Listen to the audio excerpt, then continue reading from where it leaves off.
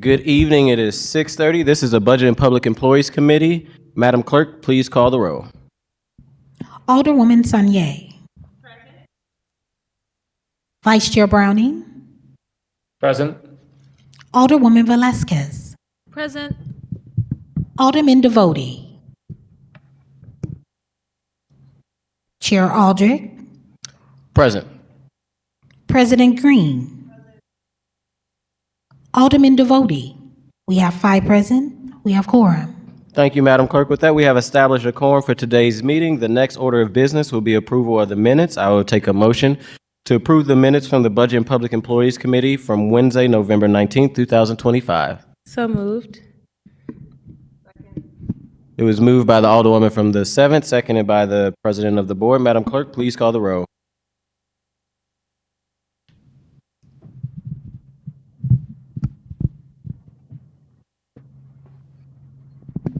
Alderwoman Sanye. Aye. Vice Chair Browning. Aye. Alderwoman Velasquez. Aye. Alderman Devotie. Chair Aldrich. Aye. President Green. Alderman Devotie. 5 aye votes. Thank you. With that, we have approved the minutes from Wednesday, November 19th, 2025. Item number 4 will be board bills for review. We do not have any. That was item number 4. Item number 5, resolutions for review. There is none. Item number 6 is committee discussion. Item number 1 under committee discussion will be the RAM settlement interest money. Today, we will continue our monthly meeting that we are having at the Board of Aldermen to get updates from the Recovery Office on where we are with the interest money. Several months ago, the Board of Aldermen passed a board bill sponsored by President Green and co-sponsored by myself to allocate $30 million of the interest money from RAMS to help people that was impacted by the tornado. As always, thank Alderman Browning during those conversations and discussions of the bill and drafting it. He made he added language in the bill that would force the Board of Aldermen to meet on a monthly basis to continue to get updates on where the funds are going. So with that, we'll jump right in. For everybody that is in the room, if you would like a packet, there is packets up front next to our fabulous clerk. If you also would like to sign in, there's a sign-in sheet to be able to testify, also next to our fabulous clerk. With that, we will call up the Recovery Office to give an update, presentation from the PowerPoint that is in front of us. And we're honored today to have Mr. Julian Nix here with us. Mr. Nix, just please state your first and last name and the department you're with and proceed whenever you're ready. Can you all hear me? Great. So Julian Nix, the Chief Recovery Officer, Office of Mayor Kara Spencer. Awesome. Well, first, thank you all for allowing us to speak before you all. So I'll start off by maybe just giving an overall overview of where we are, and work to Jim to do a lot more of the deep dive. And excuse my voice, I think I'm losing it, but we'll make it through anyway.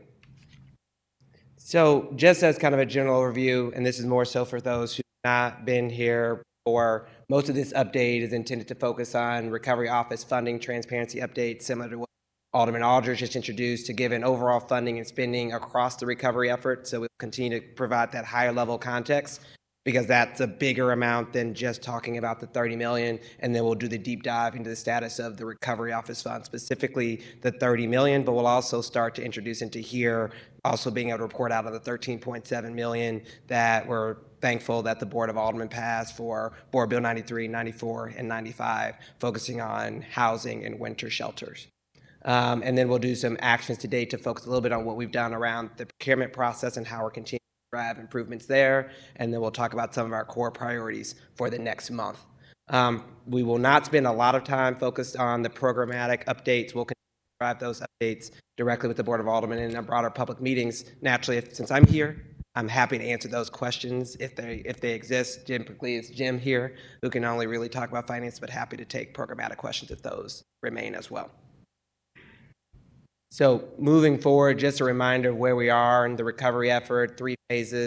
Respond, the Restore, the Reimagine phase, with the real core focus of us right now being on the Restore phase, which is really 3 core priorities within the Recovery Office. One of them is the intermediate housing assistance and shelter. The second is the demolition and debris removal in the zone. The third is resident support, both case management and broader service needs, as well as launching our neighborhood vision and planning efforts. And so as we look at that, those are really the 4 core priorities. So as we talk funding, all the funding conversations are really trying to show how the funding is driving alignment alongside these 4 goals from a current allocation standpoint. So for the public, as we talk about it, I like to talk about it first. What matters is what are we trying to and aiming to deliver, and then how are we aligning the funding to support the operations we're trying to deliver on the ground. So just a few comments high level that I'll put around the programs just to kind of level set for where we are. So we are early still in the housing and shelter work. Most of our work has been in alignment with early emergency shelter and the early hotel work and home repair work.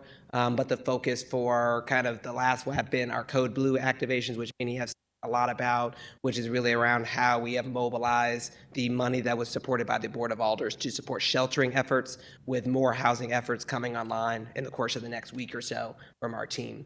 From a debris and demolition and unsafe structures and repairs, we've launched the private property assistance application that's still ongoing for people to sign up for both the demolition and debris removal program as well as the repair program. The demolition debris removal program, the city is responsible for primarily getting the right of entry, but the state is responsible for the actual debris removal and demolition, and then the repair side is an effort the city is overseeing. And then we have our resident support work that is ongoing, largely through the direct support coming through some of the United Way Fund, which we'll talk more about. So just a little bit of an overview. This is a new sheet that the Recovery Office has started to pull together. We know that there's been a lot of funds across the federal government, the state, and the city that have gone into recovery efforts. Some of that has been direct allocation. Some of that has been previous funds, whether it be CDBG, ARPA, or other dollars that, where possible, have been targeted as putting money more into the recovery zone to support recovery efforts. And so total identified thus far, not all this has been deployed, that's been allocated overall to recovery efforts has been about $423 million, with $120 million of that being focused dollars from the city, which includes the $30 million and the other $13.7 million recently allocated by the Board of Aldermen. There's about $200 million that's been roughly allocated from our federal partners, and then about $103 million for the state. And as we look at the city allocated $120 million, about $98 million of that has already been contracted or committed, and about $52 million of that $120 million has been spent. And what we also tried to do here was give a good overview around what the different programs are that we have set up for which fundings are going. And the way we think about it is some of these buckets get both federal and state support, and then we try to use the city money to fill in a lot of the gaps where we can for our top priorities. And so you can see within housing, we think of it as our shelter program, which is not long-term, which is both all of our shorter-term housing-related efforts to rehouse people immediately into shelter or into hotels. There's our home stabilization repair program, which is the private property assistance specifically focused on stabilization and repair. There's our housing and rental assistance program, which we're rolling out. There's our vacant unit turn program, which we funded a lot to bring units online for residents to move into. We have what's the FEMA housing assistance and the dollars allocated from there, as well as long-term housing dollars that have been identified as potential sources to invest in the zone through ARPA, CDBG, and other allocations. For debris and infrastructure, we think of our public debris removal program, that's the removal of debris from the right-of-way. There's our demolition debris removal program on private property. There's our emergency demolition program that has been ongoing, really those that have created a public safety threat to those adjacent properties or to public right-of-ways. And then there's our sidewalk and tree restoration program. And then there's the city infrastructure, our traffic lights and things like that were really early in it. And then the Clean Up Our Community, which is the dollars we've put to provide dumpsters and cleanup support, restrooms, porta potties to groups doing cleanup efforts on the ground. And then our support programs is really what supports residents, which is our disaster case management work and all of the casework that goes into that, our resident support services, which is anything from food, supplies, legal services, mental health support, any program that kind of provides some more direct services that are usually money that no one will see the city on it.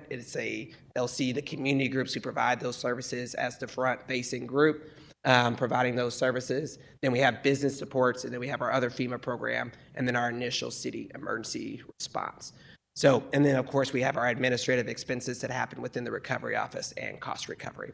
So these are just the full sets of buckets that exist of where funding is going that we thought were important. We'll spend the time in this meeting mostly going through high level the 120 city funds, and then we'll spend even more time going more in depth on the 43.7 million, which is the focus of this committee. So just as a little bit of highlights and overview kind of for where we are, so the total city recovery funding that's been identified and that we're starting to put toward this effort is about 120 million, up about 25 million since our last meeting about a month ago on October 29th. 14 million of that came from Board Bill 93, 94, and 95, 13.7 million to be exact. There's about 8 million that has been in emergency spending that are ultimately reimbursable costs. That are running through Fund 1103, and then we have about 3 million in federal state grants that, as we reviewed ARPA, reviewing sources that either have already been deployed into the zone or already planned to be deployed in the zone, but being redeployed in thoughtful ways, are all being shown there. We've, out of the 120 million, about 98 million of it has been awarded, which is up about 14 million from our last conversations, and about 52 million has been spent. What I'll say is a little bit, in case there's a question around the gap, a lot of that is the dollars that have been identified by CDA as dollars that can be repurposed. So we have not contracted that, and then the remainder of that is largely the unspent portions of Board Bill 93, 94, and 95 that we have not yet allocated. So as we move a little bit more into RAM's interest, but also operating reserve funding, recognizing that Board Bill 31, and was it Board Bill 93 or 94? 3193. Yeah, so they come from a mixture of RAM's interest and operating reserve. So that's the total that we'll start talking through, which is we have about 43.7 million that's been allocated to this purpose. So 37.3 million has been awarded, which is up about 13.2 million since our last meeting. So we've been awarding a lot thanks to ENA for supporting that broader kind of effort. So 19.6 million in contracts have been executed of that 37.3 million, so about 53%, up from about 11.9 million that has been awarded over since the last meeting to actual obligated on contracts. One of the things that I'll continue to say is that a lot of our operators, a lot of our contractors deploy ahead of a contract, and then many of them certainly deploy ahead of an invoice or paid out. So we will see a lag between actual spending and contracting relative to services that might actually appear on the ground. The United Way has completed awards of about 6.8 million of 9.5 million. There's about 2.3 million left in resource hubs, and then there's also the 1 million in unmet needs that they're spending down, and then there's probably about 0.4 million in unawarded emergency funds now that we've closed out the emergency grants. That's been largely closed out. I think there's one more grant pending, which Jim will talk a little bit more about later, but that portion of the fund, which is about 3.5 million, has been fully allocated. We continue to work to improve the time from ENA approval to contract execution, which I know we've talked a lot about in this hearing. Overall, we've gotten it down by about 50%. So on average, when we looked at July and August, I believe, we were at closer to about 50 days as the average time for from ENA approval to contract execution. That's been brought down to 26 days. We're still seeing large delays out of CDA for their contracts, some of it for just the nature of those contracts, but some of it also is process things that we have to work through to improve. So that's a core area that we'll be focused on as we look at the next month ahead. We have set internal targets of 30 days for new contracts for any contracts that come through Special ENA and that come through the recovery office. And I've even told folks if it's not going to get through in 30 days, don't push it to ENA as if it's an emergency, and trying to push that more through within our respective groups with the goal of 15 days for amendments. So we have been hitting these new targets for most of the most recent contracts. We know we will miss it for some, but we're trying to set clear goals and goalposts to help drive the ambition. And we're trying to turn around anything that comes into the recovery office, not necessarily our departments, 48 hours from when we receive the invoice to getting that to the comptroller's office, and the comptroller's office usually processes within 2 to 3 days, but they've been probably 7 days has been the max that we've seen, but they've usually been great at partnering to get that out within a couple days. So we still have more than 26 million of eligible costs have now been submitted to FEMA for reimbursement. So we continue to see progress in the cost recovery efforts to drive that directly with our FEMA partners. So that's kind of the high level. Jim will go a lot more in depth in each of these, but wanted to provide an overall summary of where we are. So this sheet just kind of indicates that where that 120 million of city funds is. We want to make sure it's clear where those dollars are going across our core priorities from housing to debris, the resident support and recovery office. So you can see that the lion's share of dollars continue to flow into housing and debris and infrastructure, then with about 23 million in resident support and then 1.7 million in the recovery office. And then we've broken out the sources of funds by the major groups, how much is coming from city emergency spending, how much is coming from our federal and state funds that we're retargeting, how much is coming from the RAM Settlement Interest Board Bill 31, and how much is coming from the new Board Bill 93, 94, and 95 that have ultimately been passed.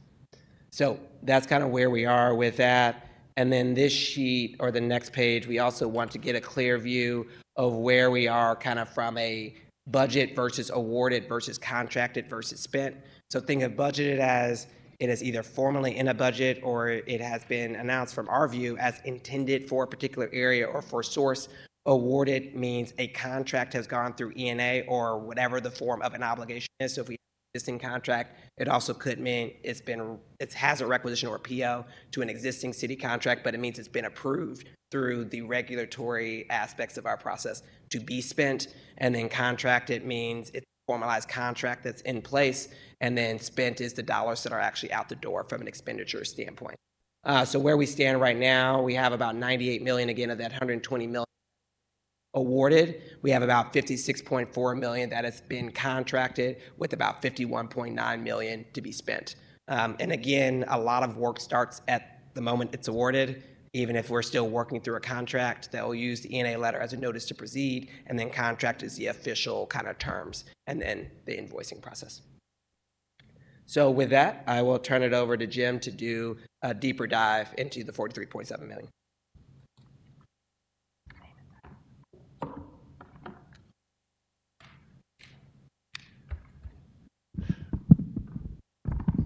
So my name is Jim Hill, and I'm the Chief Cost Recovery Officer. And as Julian said, we'll move into a deeper dive. So this is a chart that we've shared before. It had, and it's in the appendix of the document too, it originally just had the $30 million allocated. So this includes the additional 13.7 million from Board Bills 93, 94, and 95. And you can see that it's all been allocated in the housing bucket, which it also includes 6.7 million for the winter shelters across Board Bills 94 and 95. But 2 million added to home repair, 6.7 million for winter shelters, 1 million for additional vacant unit turns, and then we added deposit and rental assistance. Originally was $1 million. We added $3 million for that, and as Julian mentioned, that program is launching as we speak. And then $1 million for the impacted tenants fund. The other areas stayed the same. In terms of a deep dive into the different programs, the Disaster Resource Hub operations, those grants run by the United Way are largely complete. There was one remaining applicant that was being evaluated this afternoon, but other than that, they're complete. And the $2.3 million awarded to 48 applicants. There was 21 applications denied, totaling $1.7 million. The bulk was that because they were either not nonprofits, which was a requirement, or they didn't have documentation to support their requested reimbursements. We reallocated $468,000 from nonprofit operational grants to fund 24 disaster case managers for a full year. And then depending on the remaining grant that was being evaluated this afternoon, There's $400,000 and potentially more of funds that will be available here that can be reallocated to other uses. In terms of disaster case management, again, and this is a consistent story, at $2.345 million to fund 24 FTEs. We now have 19 hired and working. At the last meeting on October 29th, there were 10, so we've hired, trained, and have deployed 9 since then. And then we submitted a disaster case management application to FEMA on September 5th, and we're waiting to hear about that. On the unmet needs, it's $1 million, and those will be distributed by the disaster case manager as they continue to work with the tornado victims. We have awarded, we set aside $750,000 for legal services. We've awarded $727,000 to legal services of Eastern Missouri. So there's a little bit remaining to be reallocated. We set aside $450,000 for hunger relief. We've awarded $429,000. No, I'm sorry. We set aside $500,000. We were awarded $450,000. We have $21,000 left. $200,000 for mental health. We've awarded Better Family Life, and all these awards have been since the last time we were together. And so a lot of great progress on the United Way. Really excited. We'll be in a position after this week to really celebrate the completion of those awards. In terms of nonprofit cooling and heating, we had a NOFA for warming centers. We didn't get much of a response, so we're going to reallocate those funds as needed to warming centers and sheltered tornado operations as we go forward.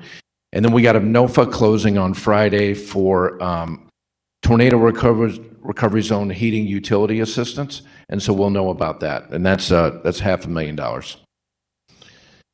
In terms of the disaster resource hub operations, this again was another United Way administered grant, $1.5 million. We awarded $250,000 to 314 Oasis for a stopgap resource hub, and that will be in operation through December. With these funds, we're also providing, the city is purchasing supplies for the resource zones.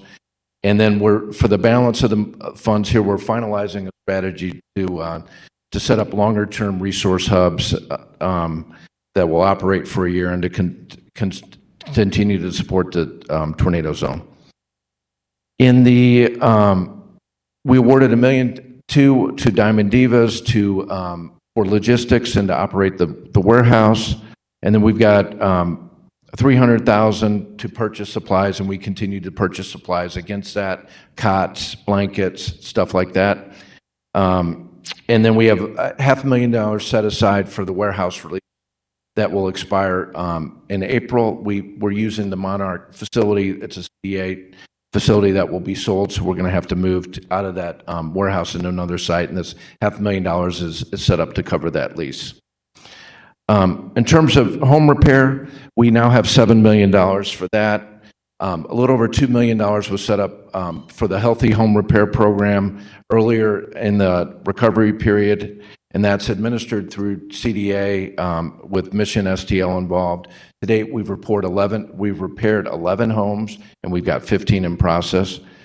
And then we recently awarded a $4.85 million contract to SLS for home repair construction management. They are a leading disaster response firm that has lots and lots of experience helping communities repair homes after disasters. So in Puerto Rico, it's a different home stock, but they repaired 80 homes a month or something like that. So they will significantly accelerate our stabilization and home repair operations.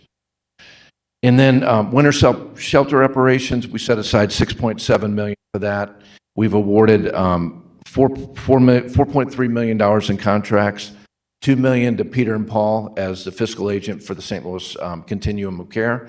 And given the winter weather we've had in November, and then since Thursday, they've been very active in terms of housing citywide residents impacted by unhoused residents and including those that are impacted by the tornado. And then we've engaged Tetra Tech for a contract to, they're going to be the program administration for all of the sheltering operations, including the non-congregate shelter. And SLS, who is going to run, to the extent we need congregate sheltering, they will administer that, and then they are also going to be the transportation administrator. To help those impacted by the tornado navigate the housing needs, we've got a contract with Tower Grove CDC, and they're already involved in some of our applications to help residents find vacant units. But this is going to be a modification to their current application to directly connect those that were impacted by the tornado and need housing to landlords. And then we continue to award contracts for vacant unit turns. We've got about $3.4 million that we've awarded to date. Some of those are slower going because of the contracting delays by CDA. We're going to bring another $600,000 of vacant unit turn contracts to next week's special E&A meeting. So we'll continue to push ahead on the vacant unit turns.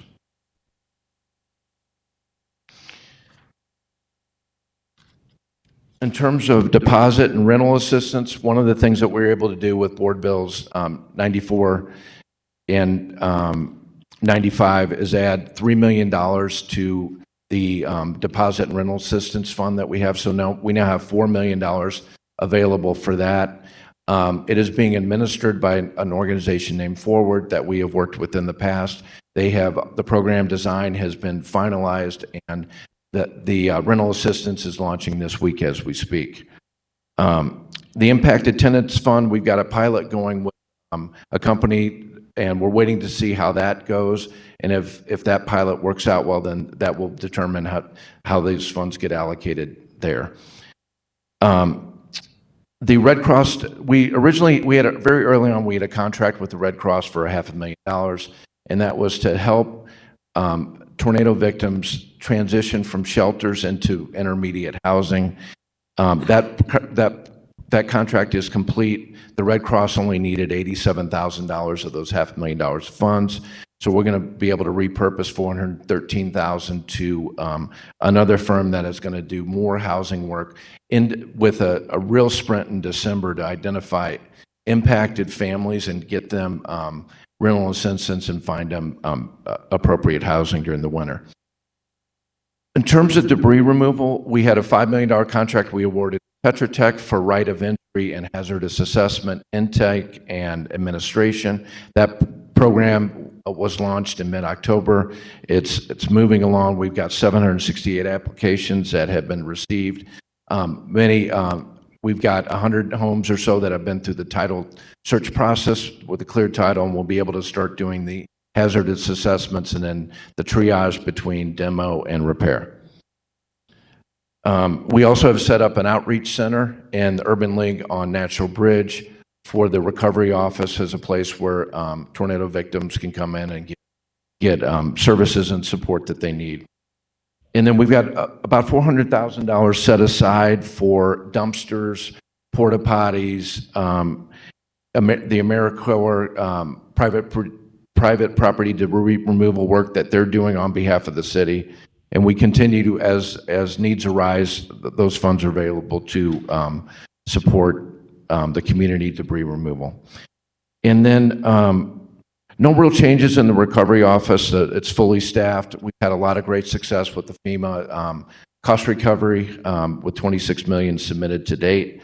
And then we did engage with Key Strategic Group for recovery office capacity, and they're also playing a big role in facilitating the activities with the neighborhood and community and civic organizations. This was a slide that we shared in the last meeting in terms of actions to date we've done to improve procurement. These are all in operation. We've standardized the fast track process. We've got a standing RFP committee that includes Jay Nelson from the Board of Aldermen, Don Neese from the Comptroller's Office. They've been very, very responsive and supportive. And given we had 15 contracts executed in November, we had a lot of meetings and 3 A&A meetings And we couldn't have done that without the willingness and flexibility of this group to support that activity. We have launched weekly contracting meetings to get the departments and the city council's office together to talk about contracts, and for those that were running into challenges, to knock down those challenges and learn from each other, and really identify some of the process improvement opportunities that need to happen. And then the Oracle contracting module was launched in mid-November, and that's going to help a lot. This is, Julian referred to some of this in his previous comments, but you can see this is the left-hand part of the slide is total contracts awarded, and then next to that is the contracts executed. And you can see the progress that we've made from July, August, 51 days, to September, 40 days, October, 26 days, and now we're working on 15 contracts from November.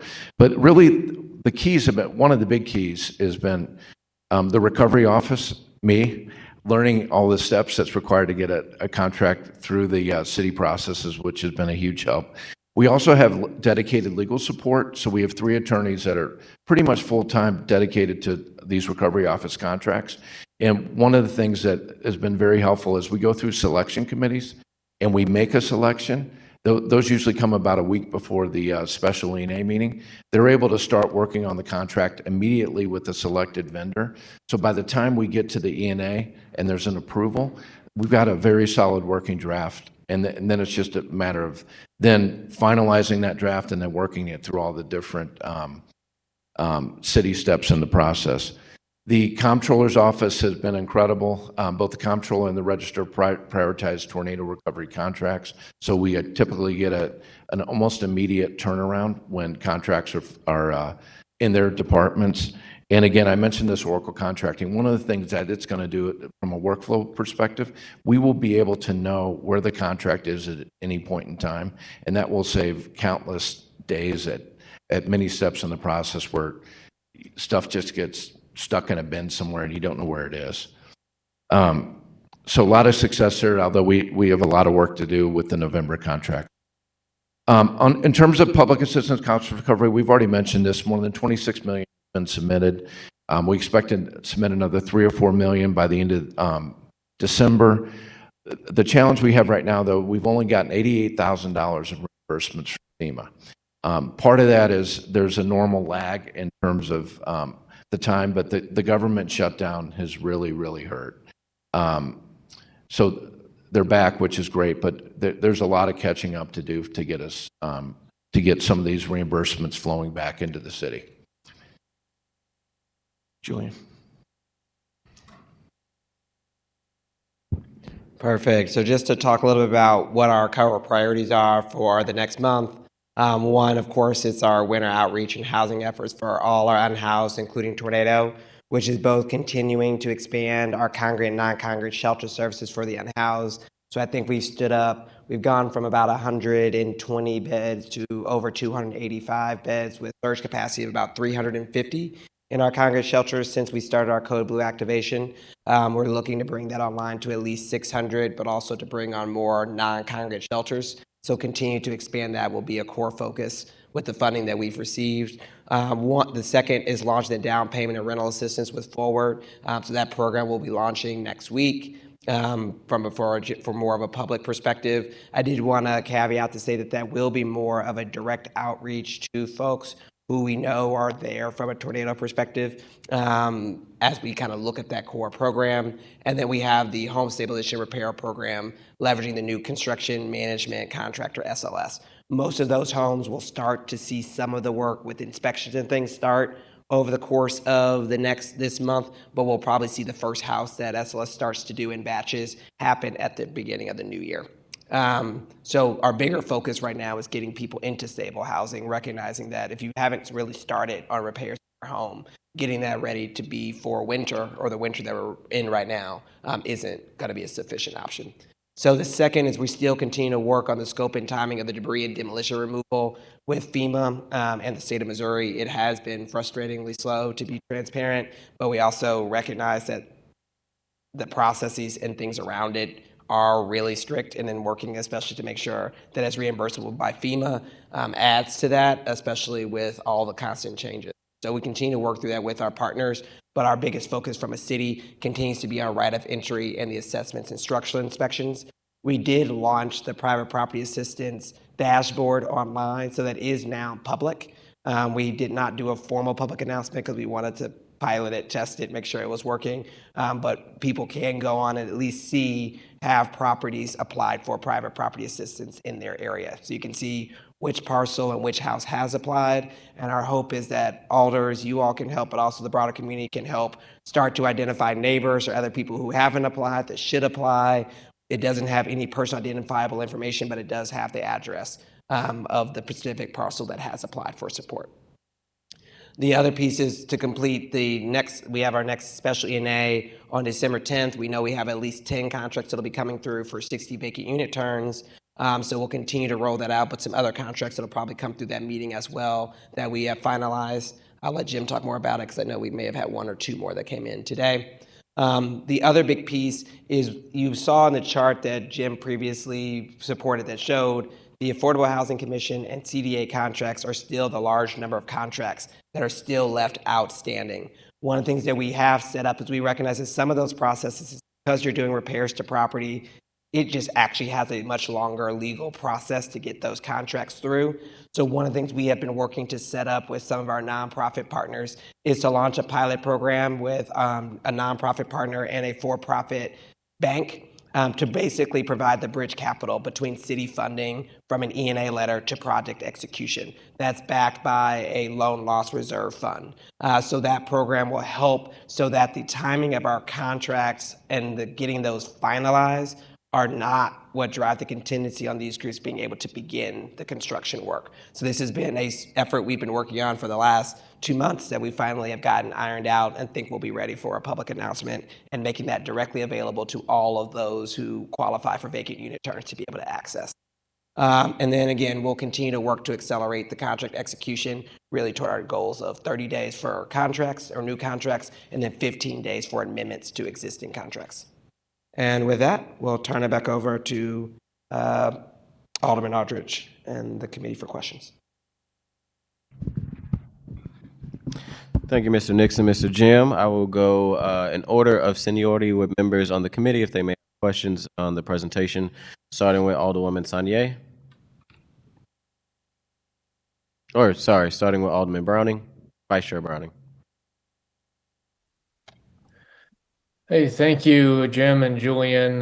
Really appreciate the update and the organization. I think it's not a question of how difficult this has been for the city, and I really appreciate just how you presented the information as well as explaining the difficulties that have come up as we've been trying to meet the needs of the people that have been affected by this disaster. It's not been, I think, clear the entire time, and that's not your fault.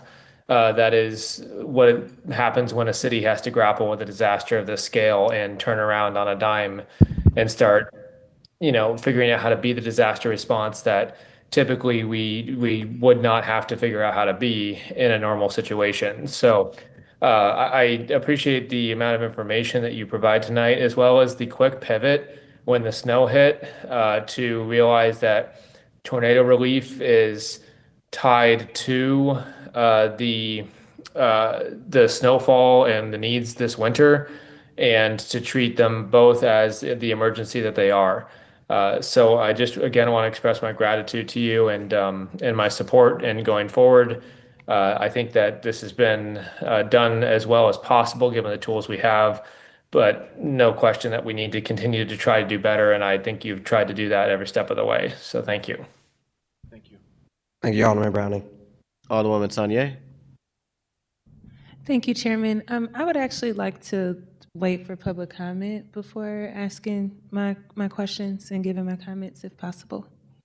And thank you all for coming out today. I know it's a late Wednesday evening, so just thank you all for being present. Alderwoman Velasquez. Thank you, Chair Aldridge.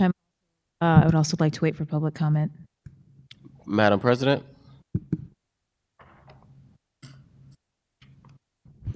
I'm going to hold for public comment as well. All right, with that, we will wait to public comment to ask any questions. For everybody that is in the room who will be testifying, Madam Clerk, do we have anybody online as well? One moment. Yes, ma'am. Oh, one person. All right. Well, the individual who is online, if you can turn your camera on.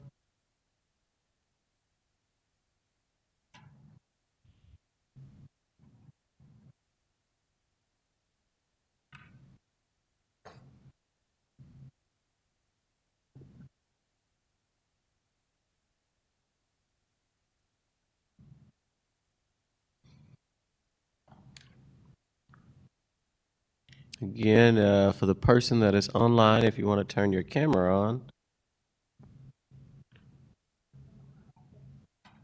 I have an interest. Okay. We will may get- want to come back to them. They keep declining. Okay. For the person online, if you eventually want to testify, just raise your hand or turn your camera on so we can see you in the room, and we will add you to the comment list. Everyone that is in the room that is here to testify, could you please raise your right hand? Everyone, do you swear to tell the truth? Keep your hand up. Do you swear to tell the truth, the whole truth, and nothing but the truth? All right. We will go in order of how people signed up from the sheet that the clerk has. Everyone will have 3 minutes. And whenever the clerk is ready, she will call you up. Please state your first and last name as well as the ward you reside in. Representative Collins, did you want to testify? All right. Representative Collins. Yes, Got it. All right. Ms. Collins, do you swear to tell the truth, the whole truth, and nothing but the truth? yes. All righty. We will start with in the room, and then we will switch to Ms. Collins after the first person. Madam Clerk, please call up the first person. Miss Linda Portwood from the 11th Ward. Could you please let me know if you're in support or in opposition? Support. Thank you. All right, and just make sure you get to In the, support. okay. And you have 3 minutes, please proceed. Okay, my name is Linda Portwood, and I represent the 11th Ward in the Penrose Park neighborhood. I want to thank the committee for allowing me to tell my story. May 16th, please bear with me because this is new to No me. problem. Just if you could talk into the mic as much as Okay, possible. May 16, 2025 is a day I always remember because of the devastation and loss the tornado caused my community. Unfortunately, I was impacted by the tornado as well. My roof was damaged and the water is trickling down from the roof into my home, which destroyed my walls. Also, my chimney was destroyed beyond recognition. My back porch and the awnings were also destroyed. So it's other damage that was also caused by the tornado as well. Let's see.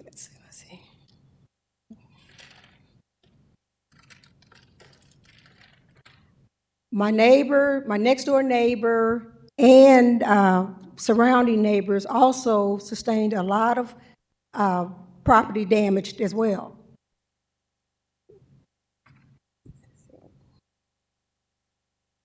I grew up in North St. Louis, and I still reside in North St. Louis. And I see it once was a vibrant and rich neighborhood, not in wealth, but in community. I also would like to say that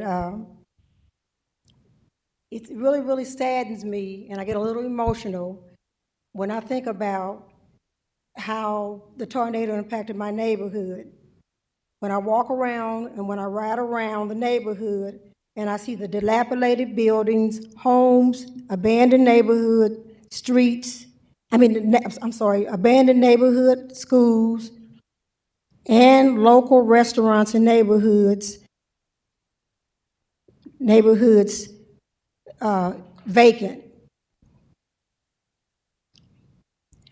I hope you can find it in your hearts and earmark the RAM settlement money to North St. Louis let me start all over, I'm sorry.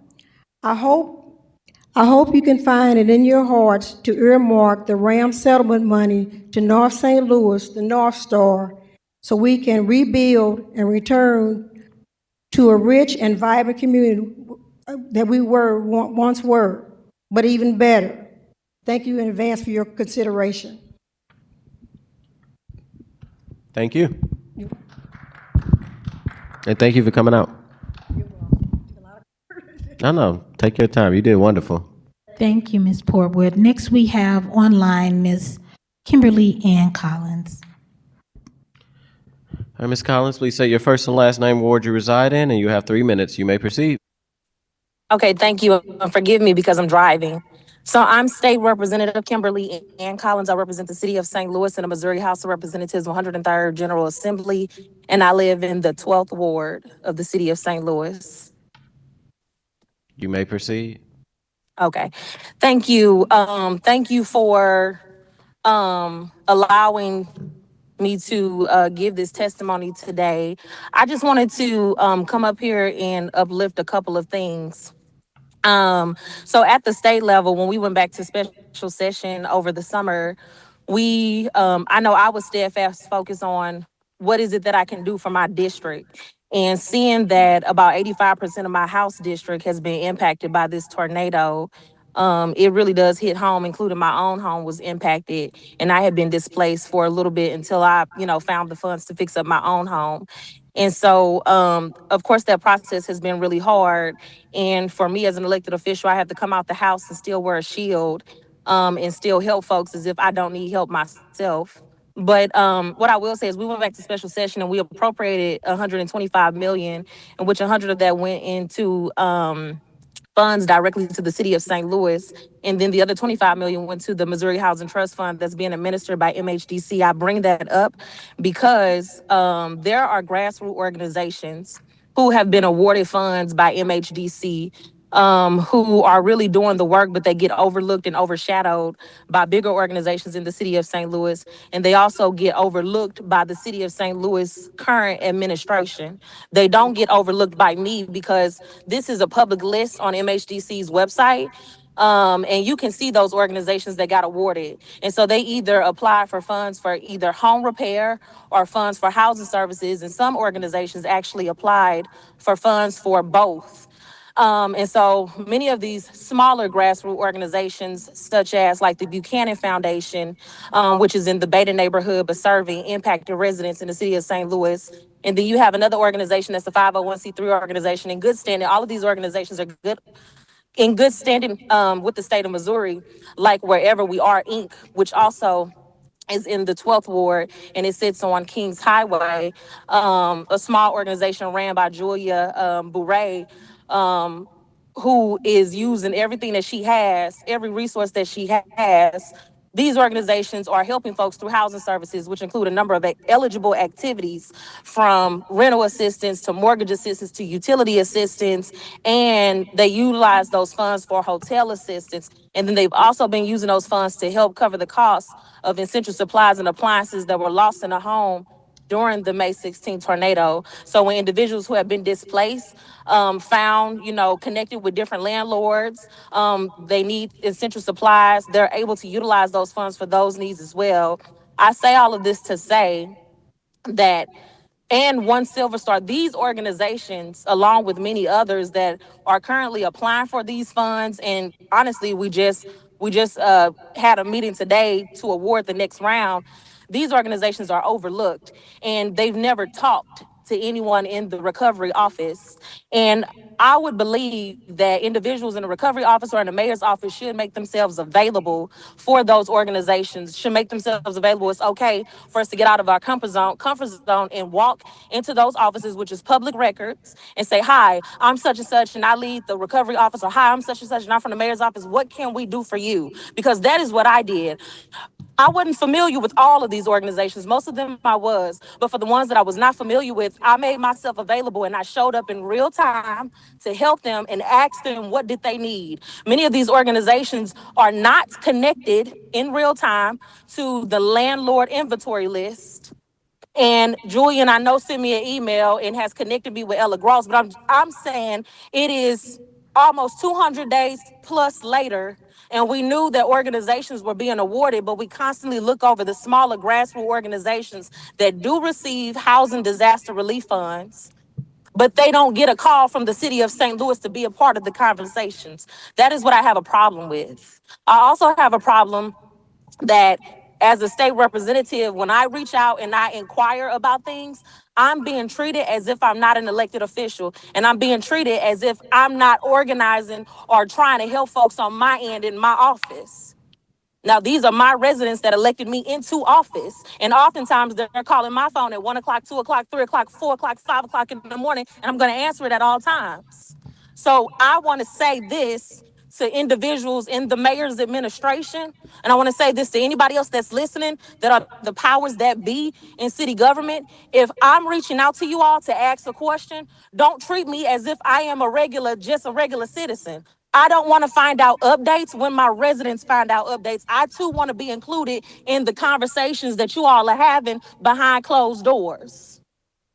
So I'm asking that the current mayor's administration make themselves available to those smaller grassroots organizations that have received funds that I know are working tooth, teeth, and nail in getting people placed into hotels and trying to find housing themselves. I ask that you all make yourselves available and show up to their front doors. The information is on MHDC's website under community programs. There is a public portal with the address, email, phone number, and how they choose to serve their intake process for residents that have been impacted.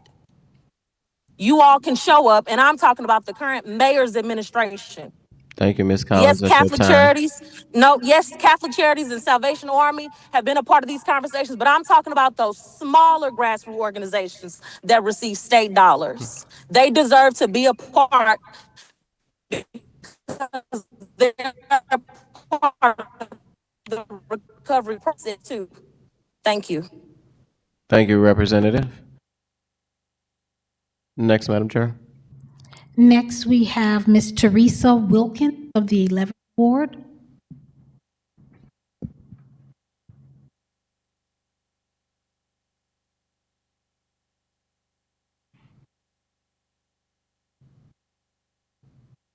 While Ms. Wilkins is coming up, the person that is online with your, it looked like we froze. Okay. We'll come back to her.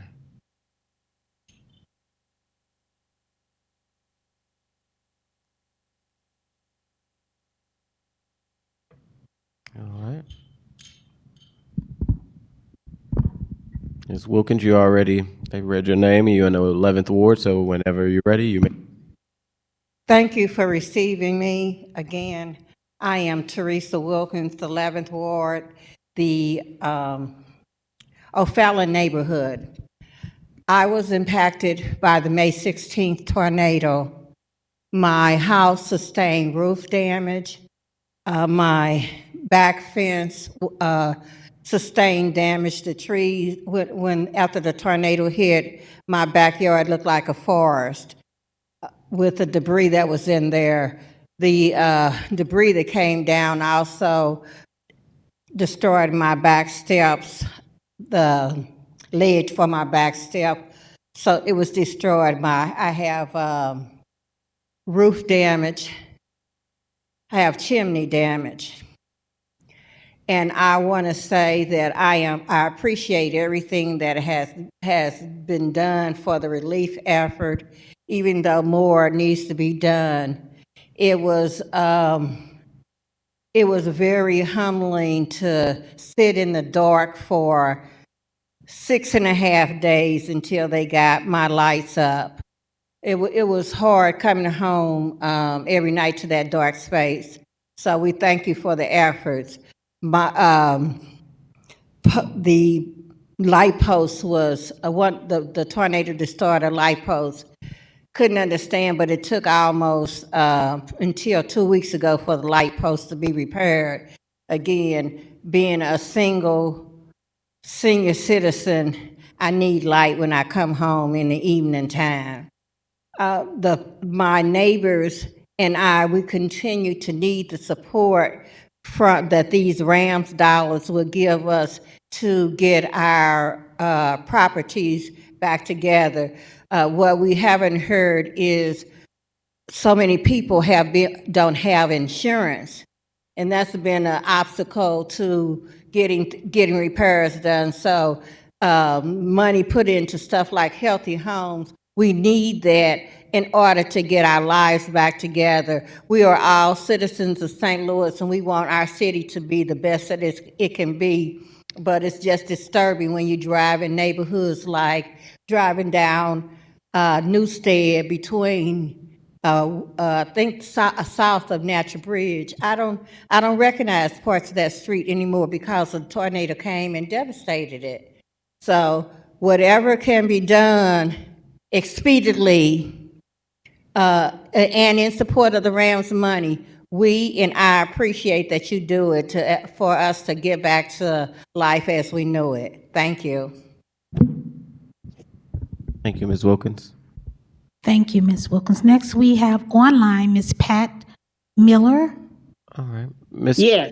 Good morning, good evening, Ms. Pat. If you could raise your right hand so we can swear you in. Okay, I'm raising it. All right, I see you. Do you swear to tell the truth, the whole truth, and nothing but the truth?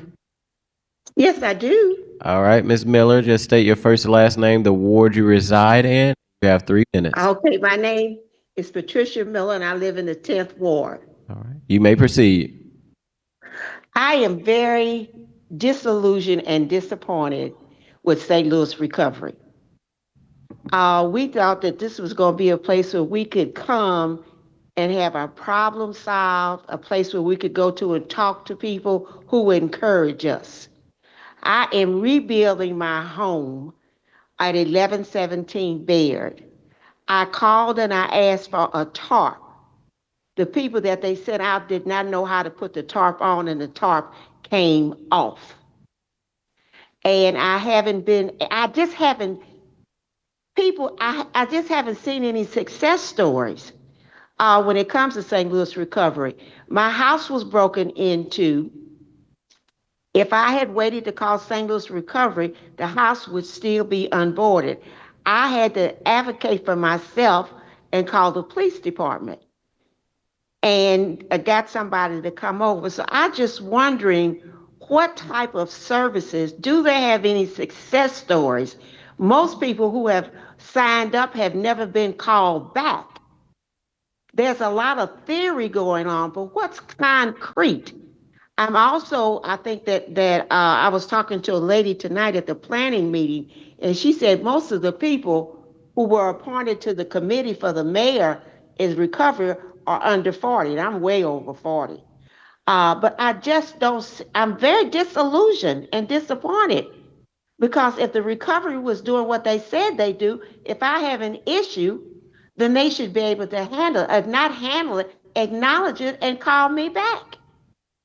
And I was in a meeting the other night with Dream Builders, and I understand that they were boarding up homes and putting on tarp, but nobody even told me about Dream Builders. So just what is the deal? And then there's the thing out there that people are not getting paid. Some people are saying that the St. Louis City Hall is calling them, telling them, we don't have money for contractors. So I'm just wondering, I'm a senior citizen, and I'm just wondering, you go through the neighborhood and it still looks like it did on May 16th. There is no signs of recovery anywhere. Anything you have to do, it takes 2 or 3 people if they call you back. So, I'm like I said, that was my hope. I was at the mayor's meeting, but it doesn't seem that there's any money to do anything. And for St. Louis City Hall to call a contractor, tell them, we're not going to pay you because we don't have any money, somebody needs to be able to explain that. And what evidence can you give me that there's a recovery going on? That's my statement. Thank you, Ms. Patricia. Next, we have Armand Walker.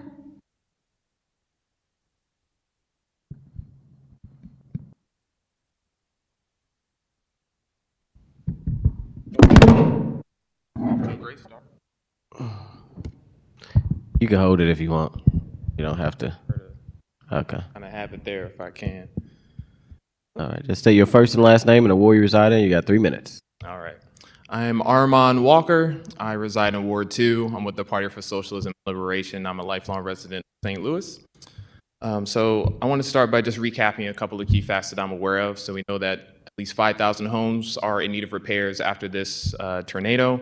We know that in September, Ameren disconnected 14,000 homes, and in October, 17,000. And yet, Ameren Rep. Patrick Brown sits on the Recovery Office. We also know on the Recovery Office Advisory Board. We also know on that board is Dustin Allison of Greater St. Louis, Inc. That is a company that has applauded the now canceled Israel Chemicals Limited project at 401 Adelaide Ave on the north side, a project that would have further polluted the air for an already vulnerable population, and a project that would further implicate St. Louis in the war crimes by that company of producing chemical weapons for the genocide in Gaza using U.S. tax dollars. That same project received an $8.2 million tax abatement by St. Louis Development Corporation. And SLDC is the same entity which met with Mayor Spencer in October to talk about loosening zoning laws and permit restrictions in historic districts. Meanwhile, Governor Kehoe has signed bills approving $1.5 billion in subsidies for the Kansas City sports teams, has signed bills overturning protections for low-income renters, and the list goes on. So it's clear that we have the money and the resources to rebuild, but we also have a political and economic system that is protecting big business and politicians and corporations before it is helping out the common people. These past couple of weeks, I joined Ali Rand and Carol B in the Academy neighborhood. They've been leading volunteer teams to help demo areas and homes that have been hit by the tornado. We were, hitting plaster with mold in it, tearing down old wooden planks, things of that nature. And just standing in those homes really reminded me and put into perspective just how devastating the tornado still is for so many people. And as we're hearing tonight and have heard over the last couple of months, the people who have the means to do so are housing themselves. They're finding a hotel right for them, loved ones. But the people who do not have those means are outside, cold, and starving. And they are continuing to rely on the organizations like 314 Oasis, like Action St. Louis that are filling the very urgent gap for their immediate material needs, where the government is failing to do so at the city, state, and federal levels. And St. Louis needs action. We need a combative stance against the powers that seek to gentrify and to divest money from the Black and working class neighborhoods that are impacted by this tornado. Because yes, it is a natural disaster, but 6 months later, the inadequate response is completely man-made. So I'm gonna wrap up by just recapping some of the key demands that I want to continue to emphasize whenever I come to these meetings: that there should be a complete ban on evictions, a rent and a mortgage freeze for impacted residents. We should pass a bill to ban property purchases and new development that is not for affordable housing. We should set up free mobile health clinics in all impacted zones, set up free aid distribution centers for food, water, and clothing, ensure impacted residents are receiving full insurance payouts because many are not, pause all non-essential city projects and direct funding to continue to fund the emergency shelters for the winter, and of course, allocate all of the RAND settlement funds to North City. Thank you for listening. Thank you. Thank you. Next, we have Bruce Hadley.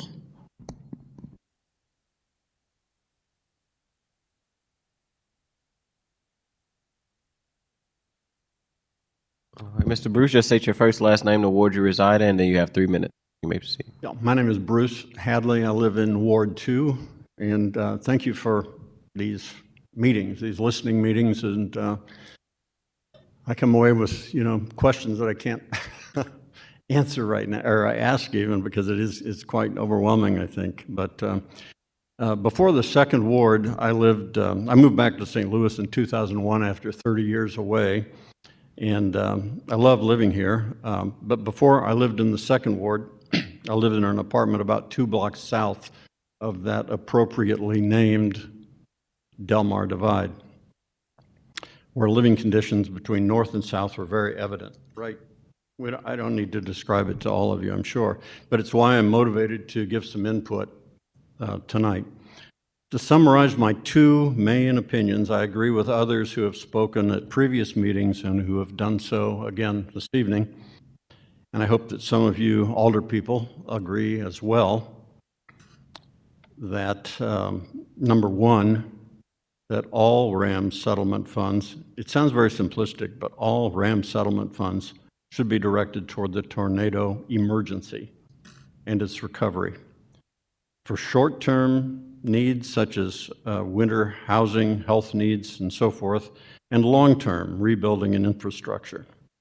And number two, that any non-essential kinds of projects be put on hold as much as possible. I know some can't be held back, but some be put on hold to put all efforts toward this situation in North St. Louis. And downtown wants funds, but downtown is somehow surviving. It has needs, but North St. Louis is a mess. Surely we in St. Louis can do better than New Orleans with its 9th ward, still recovering 20 years after Katrina. Or can we? The RAMS funds are at least just a start. While the full RAMS funds are inadequate, why would the city not allot all of them to recovery?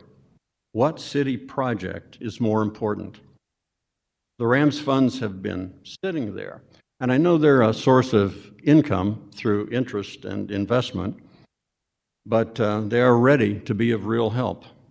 When the tornado hit this past city administration, and so far, the current administration, even with citizen input, they had not come up with a specific plan for these RAMS dollars. Well, the plan became pretty self-evident on May 16th. I know it's simplistic, like I said, but I see it as a virtual God-given windfall.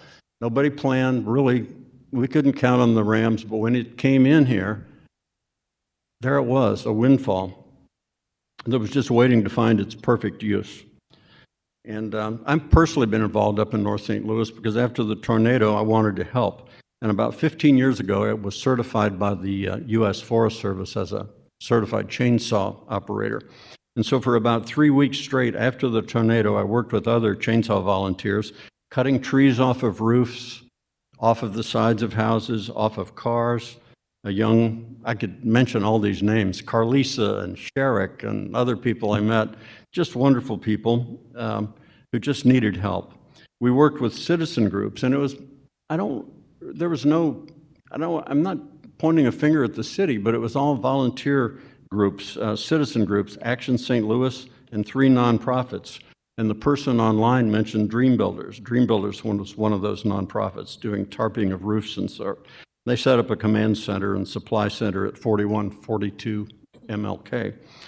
Anyway, I met these homeowners and renters, and I wish I could tell some of their stories. I learned the streets of North St. Louis pretty intimately, ones that I'd heard about, but I know where they are now.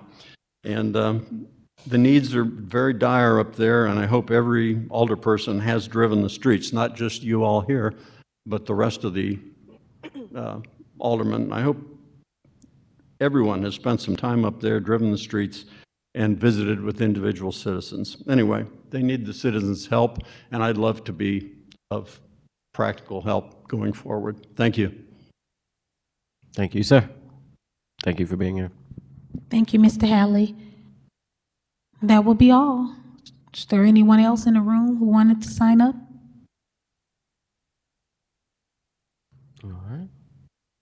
All right, seeing no one else, I'll go back in order seniority with questions from alder people. I'll start back with our Vice Chair, Alderman Browning.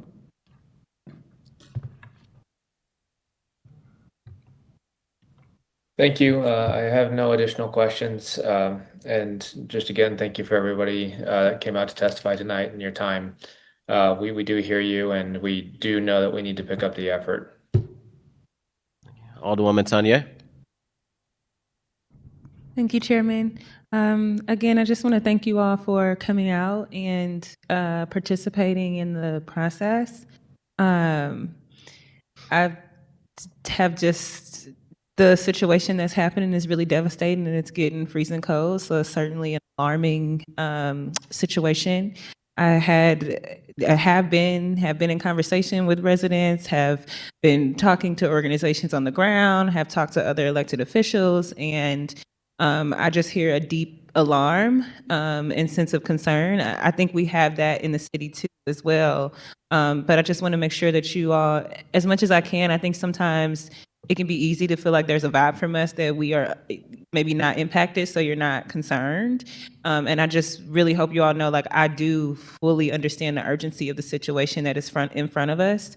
And so, like, me personally, I would never direct you all's questions. I think you come to this space and you should ask about whatever you want to ask about. You should ask any question because your city government allocated millions of dollars to go towards things that are supposed to help the city and the recovery. So I don't think it's our place at all to direct you all's questions or comments. And I think that's exactly the point of this process, is so that we know what's on your mind, so that we know what the concerns are, and we're able to have an open and transparent conversation. So I just really thank you all for coming out and coming to us, even though you are still very much recovering from a tornado, even though we're in a freezing winter, even though there's a million things you're worried about, your housing, you're worried about your food. You could be literally worried about just surviving and living, and you're here today. So thank you. And whenever I have a mic, I will always try to be as much as I can an echo and for you all's concerns and questions. So, like, my first question is just to make sure that you all have the opportunity, given the comments that we heard and the frustrations from them, do you all have any responses to things that were uplifted from those who testified? Yeah. Well, first, thank you, Alderwoman Sunny, for that space. I'll start by just saying we share the view that the recovery is not moving fast enough. There's one thing we know: the most visible signs of recovery is the removal of debris, and it is also fixing up homes. We have two core challenges that we face in that. One of them is that the aspect of removing debris out of communities is usually a huge support of our federal government. And every moment there's been delays, and that continues as we figure out things at the state level. I can't solve the fact of how hard it is. I will say I drive to the communities every weekend to remind myself of what's happening in North St. Louis, and I fight every day to try to move the processes of the federal government and the state government to support this as quickly as possible. I can say that while also saying I know that's not enough. I can say to people like Pat Miller, I know I went to her house personally, saw it. I saw her many emails that came through, but there are thousands of Pat Millers emailing a small team of 8 to 10 folks for a problem that is way too big for any city. And I also recognize some of the comments from Rep. Collins around all of our groups, and so many groups who are doing things on the ground, who we can't possibly connect with every single group. And so I know, for example, they have about 2.9 million in MHDC funds, $1 million that's been awarded to the city and 1.9 million to the city. I also know the city has allocated $6 million, and we have not gotten that out fast enough. And so a lot of our job, unfortunately, for me, has been trying to set up the infrastructure that can actually scale to the response that people need and deserve, a system that has not existed and the system that we're building out. And so a lot of these concerns, even if we can't respond to every citizen comment, or I can't, or my team can't respond to every email, I do want to say one thing, which is that feedback is coming into our process. It is coming into decisions. It is coming into our priorities. And even if the response isn't quick and the response isn't direct, I don't want to think that that is shouting into a void. We can look at many aspects of our programs and even some of the funding that's here that is in direct response to some of those questions. We know that the housing piece is huge. We knew CDA and the existing home repair program by itself wasn't working. That's why we invested dollars to bring in a new contract construction management firm that can hopefully help speed up those efforts. We know that we have not had enough capacity, enough time in my office to be able to coordinate the groups on the ground, like the groups like MHDC, but quite frankly, even groups like the Long-Term Recovery Group that includes the Salvation Army and the United Way. That's why we've invested in bringing in Key Strategic Group, who's currently in the process of helping organize both the Civic Leaders Recovery Advisory Committee and the Resident Community Advisory Committee, and also are starting to do that ecosystem map to figure out how we better bring all of the resources to all those groups from a small office to get that feedback and work. And so I say that all to say we know the progress isn't enough. We can also know that that also can mean that we're working as hard as we can. We know we have a lot to deliver, and we know we have an impossible mission to solve, and that's the resolve that we're faced with every day in our office trying to work through. And so I hope that I know that doesn't solve problems, but I hope it at least builds some sense of hope that we're trying and doing what we can. Thank you. Sort of along the lines of kind of what we discussed and talk about, I know it kind of says right now that we're not here today to talk about like programs and strategy updates. When can we expect like more information on the specific deliverables and things that are more trackable outside of just dispersed money? Yeah. So if that is a core focus that we want to make this kind of thing is going beyond funding to do that, we can do that. I know we are working on better tracking and things like that to start to prepare better reports to the Board of Aldermen. And we're also working through that to do that broader, more frequently to the public as well, directly in the impacted communities. We are working with KSG actively to build what that strategy and that work and that support is. What I didn't want to do is set up something that we couldn't maintain and keep. Didn't want to set up a report that we can't possibly consistently report out on. And so we recognize that the communications of the programs and the progress is a gap. So I can talk about what some of the metrics are of what we've done, and I can also say that they're not enough. But in terms of homes and things that have been tarped and boarded, we know that we've had over 200 homes that have been tarped and boarded up by the program. We know Pat Miller's was one that the contractor said they didn't feel it was safe to do that. So that's an example of one that did not get tarped, even though it was in our queue. We know that we've had about 287 rental units that are in contracting, about 443 building permits that have been issued.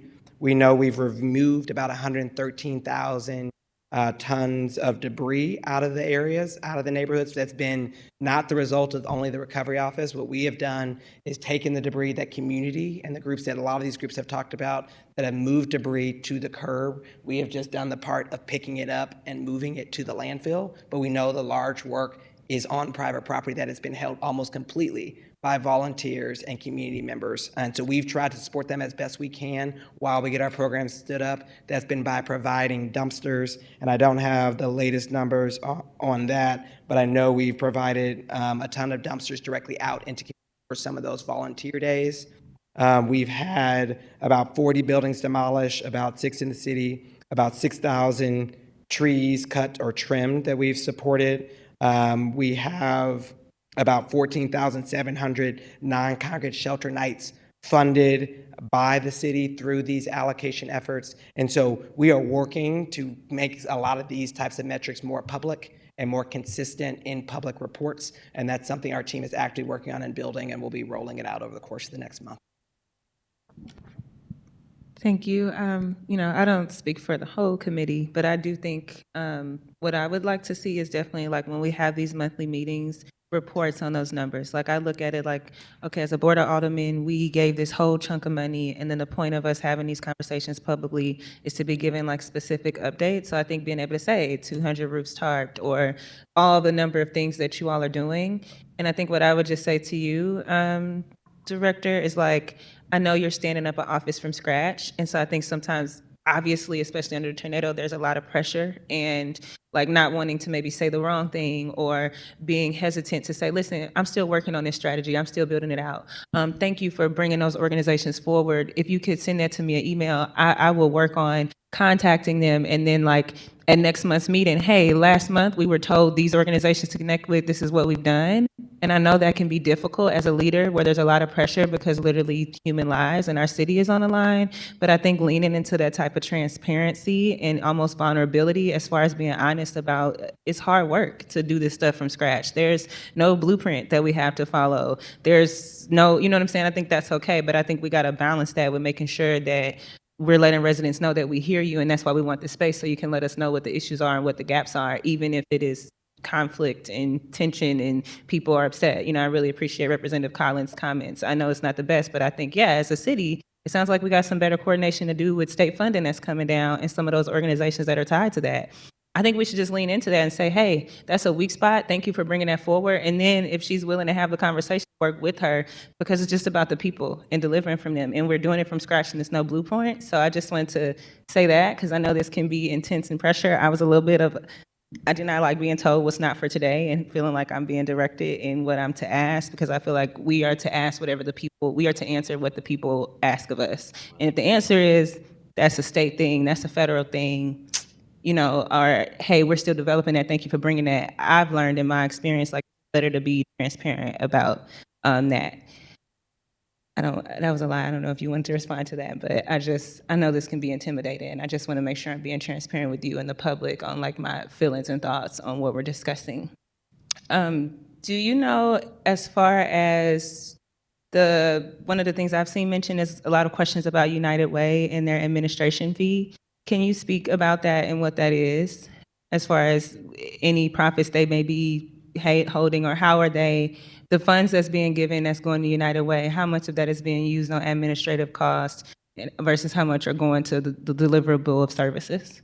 Yeah, I'll let Jim speak to it, but I believe it's about a 6% administrative fee, or 5.9%, which goes toward the administrative aspect of their teams who have to deploy the funds, run the meetings, review requested documentation. So typically administrative fees are usually between 10 to 15% a lot of times. So it is approximately at cost for how they've built that. But it's about 5.9% of the total funds allocated.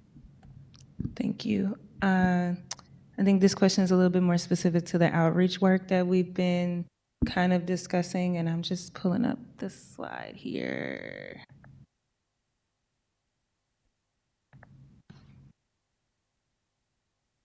I guess this is in this presentation, this is in general, but obviously there's just winter operations going on right now. What's kind of the status of like the outreach operations that are going on? I'm asking specifically because I got a number of questions after the fire that we had downtown, and that big building that went up, I think it was in Alderman Aldridge's ward, about like how the money was being used to make sure they were doing outreach to folks. We know there's unhoused folks that are in buildings, knowing, with the tornado, there may be additional folks. So just kind of the updates that you could give on just the outreach efforts. I know you spoke about the expanded beds a little bit, but I'm specifically curious about the outreach component of that, or what organizations have maybe received funding that we know do outreach.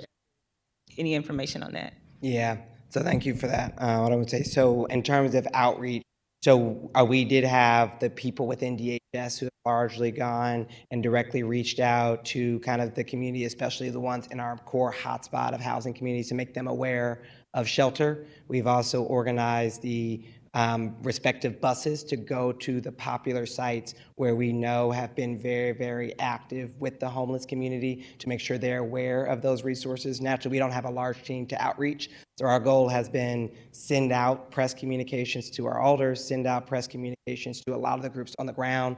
We also send out updates on where the shelters are to the base camp network, which is also highly tied into the unhoused community, with the hope that that's reaching a broader outreach. So that's been kind of the broader focus. As we look specifically for the tornado zone, we are currently actively working to solidify a contract to get groups to go help and partner with the city to go knock on every door, as well as make phone bank calls to every home that we have that's registered as a home that's unimpacted by the tornado, to connect them with resources now that we finally can put programs online. What we didn't want to do, and what we heard from the public, is we didn't want to just call and ask you for an update on your situation without anything to offer. Now those programs are stood up and we can actually connect them with programs. We're starting to make that direct outreach starting next week. So if you're a resident, you're living in a tornado impacted area, or you live near a building and you know that there's a large amount of squatters, are we looking at what's in CSB to identify those? I'm just thinking of like the places that are a lot more likely to go up in flames and what we have in place. Do those vans, are they looking at what's in CSB? Should somebody,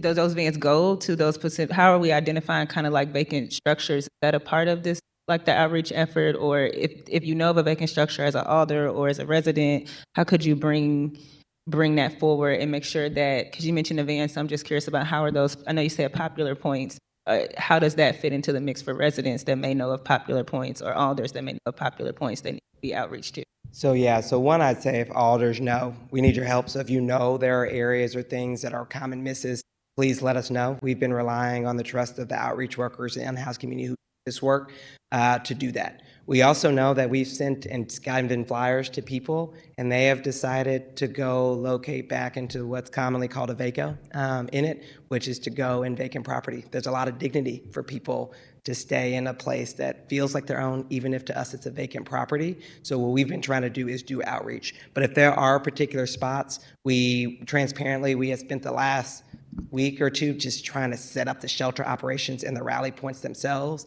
that the full outreach effort is still largely in design. So we would welcome any input from alders. If you know there are areas in your respective wards that have a strong homeless population, we've already kind of sent out in constant press releases where the points are for transportation pickups and where the shelters are. If there are more that we can do, provide you with flyers that are more specific, or if it's a resident or things like that, please feel free to let us know. We're always open to ideas on how we can better drive outreach in this effort as we move through it.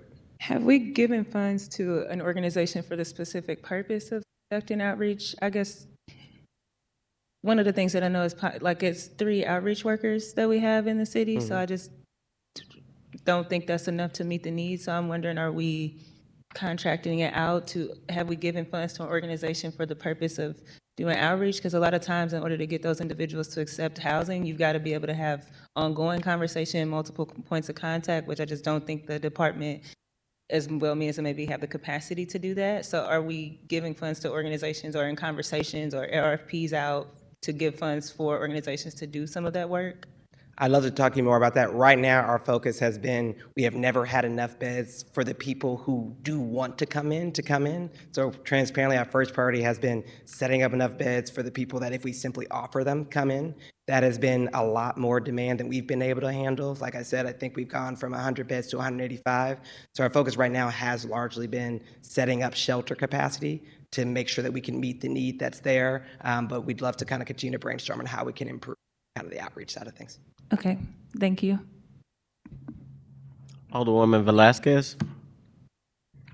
Thank you, Chair Aldrich. Thank you, members of the public, for being here, for sharing your stories. I know it is not always the easiest thing, but you are brave, so thank you. Thank you for doing it. Thank you for your continued advocacy on behalf of your community. Julian and Jim, just wanted to also thank you. I know it's probably not the most fun part of your job coming up here on TV to answer questions. Just a couple of questions for me. Some of them echo my colleague, Alderwoman Sanye.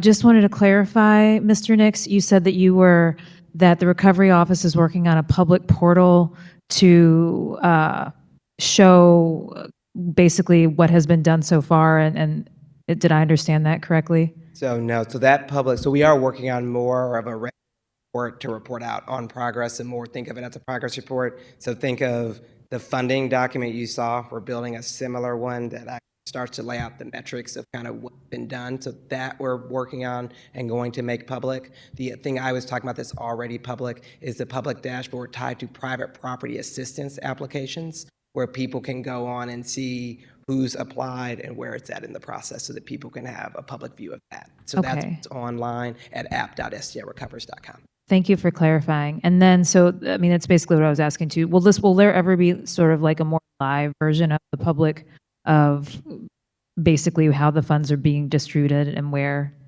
That's a little bit more dynamic than a report. We can talk more about that. It's not been, our current focus has been just kind of delivering that report and getting, quite frankly, the comptroller's office back in to match what we're seeing on our front end, which is really manual, and therefore it makes it hard to make a public dashboard. So we are committed to doing, and we hope to continue with this, is to use this to make it public, but we are working to make sure that we can figure out a way to do more detailed reporting. So if someone wants to look at the organization by type and things like that, they can do that. Our systems just aren't built well for that, and we've been prioritizing dollars in certain areas, and that has not been one of them at the moment. But that's something that we're working to build to make that more available, so at least people can get a CSV that's tied to here's the groups that have been funded, that people can more readily see the details behind stuff. Yeah, to echo what Alderwoman Sanye said, I do think that would be helpful. I mean, it's great that we have it, and thank you for providing it. Obviously, it's It's public money, and people always want to see where the money goes. A question on your metrics as well. I know that there are, obviously, I assume that there are metrics that are going to be evolving, but do you have metrics, are you developing metrics to see the success of these programs in particular, if they're working, and if they're not working, then how you're going to adjust? Yeah, so right now, as we've been measuring it by the final outcomes, which is, we knew that we weren't putting enough things or boards, so we are kind of tracking how much we're tarping and boarding through our Kwame contract and how many of those have through once that got launched. And of course, as we look at some of the home repair contracts, we are looking at the average time for how long it takes, but the major metrics we look at is the final outcome, which is have you touched a home? For, you can kind of see in the public dashboard that the accountability for Tetra Tech that matches how far are they moving people from application into actually doing the title clearance and doing the HSAs to just monitor that funnel. So we are looking at that across at least our major contracts. We, of course, can't monitor every contract in detail, but at least the really big ones, we're doing more direct monitoring of those outcomes. And are the contracts, even the redacted versions, I assume there's some personal information, are those available online for people? Let me follow up. I don't actually know after a contract goes through our registrar's office how that goes into public record. So I actually don't know the answer to that one. Okay, that would be great. And then last metric related question, just based on what we heard tonight, have you all been monitoring or will you plan to in the future sort of the metrics around response, I mean, customer service metrics, I mean, how many calls you're getting, if those calls are being answered, what like the average response time is from the city? Yeah, so transparently, the city has never had a good customer service portal for its respective programs. Transparently, I've been trying to move that out of the city because the reality is, if you try to call CDA to get an update on your home repair, that staff will never have the capacity or the customer service function to do that well. So what we are trying to do is move most of that into our external contracts with groups like Tetra Tech. And on that one, we do have an active call center monitoring where we can look up the average response time to a call, how many calls were answered. When they give solutions, we're able to look at what those outcomes were or what they called about and kind of those connection to kind of some of those reasons. So that one we're looking at, but we don't have internal functions to monitor our own email responsiveness because we don't have a CRM system or anything to do the customer relationship management within the city. So we've been trying to put that in contract with the hope that eventually, as we stand up long-term city processes that don't exist, we can actually build some of that functionality. I don't have a way to track, did the CDA director or their staff respond to a question about an RFP or anything like that. Those systems, unfortunately, just don't exist at the moment. Well, it's great that it sounds like we're going to be able to get some of that data in the future. Will that be part of the future, the city's, the future reports that for the public, some of those metrics once it's set up? So I think it's a good question for us to have how deep to there's some which is, do we want to go to the higher level metrics? There are a lot of operational metrics that we regular reporting out from our vendors that we're not planning to make public, but if we think, hey, all of it's valuable, our focus was try to make it on the top outcome things I think residents care about, but we should have conversations with the public and the Board of Alders around what things people would hope to see, and we're happy to make most of those things. If we have it, I have no problem making the ones we have public. The biggest issue we have is getting into one central source and into a format that's viewable for the public. No, I think that would be great. I mean, obviously, I think you're hearing that from us and from members of the public, and I think if you're building something scalable or replicable across city functions at some point, right? Not just this, but I don't think anybody in this room might disagree that customer service has never been a particular strong point of the city, and we should change that. So maybe this is an opportunity for us to do better in that area and do better by our residents and constituents. So that's all the questions I have. Thank you. Thank you for your time. Thank you, Mr. Chairman. President Green. Thank you. And thank you for coming this evening.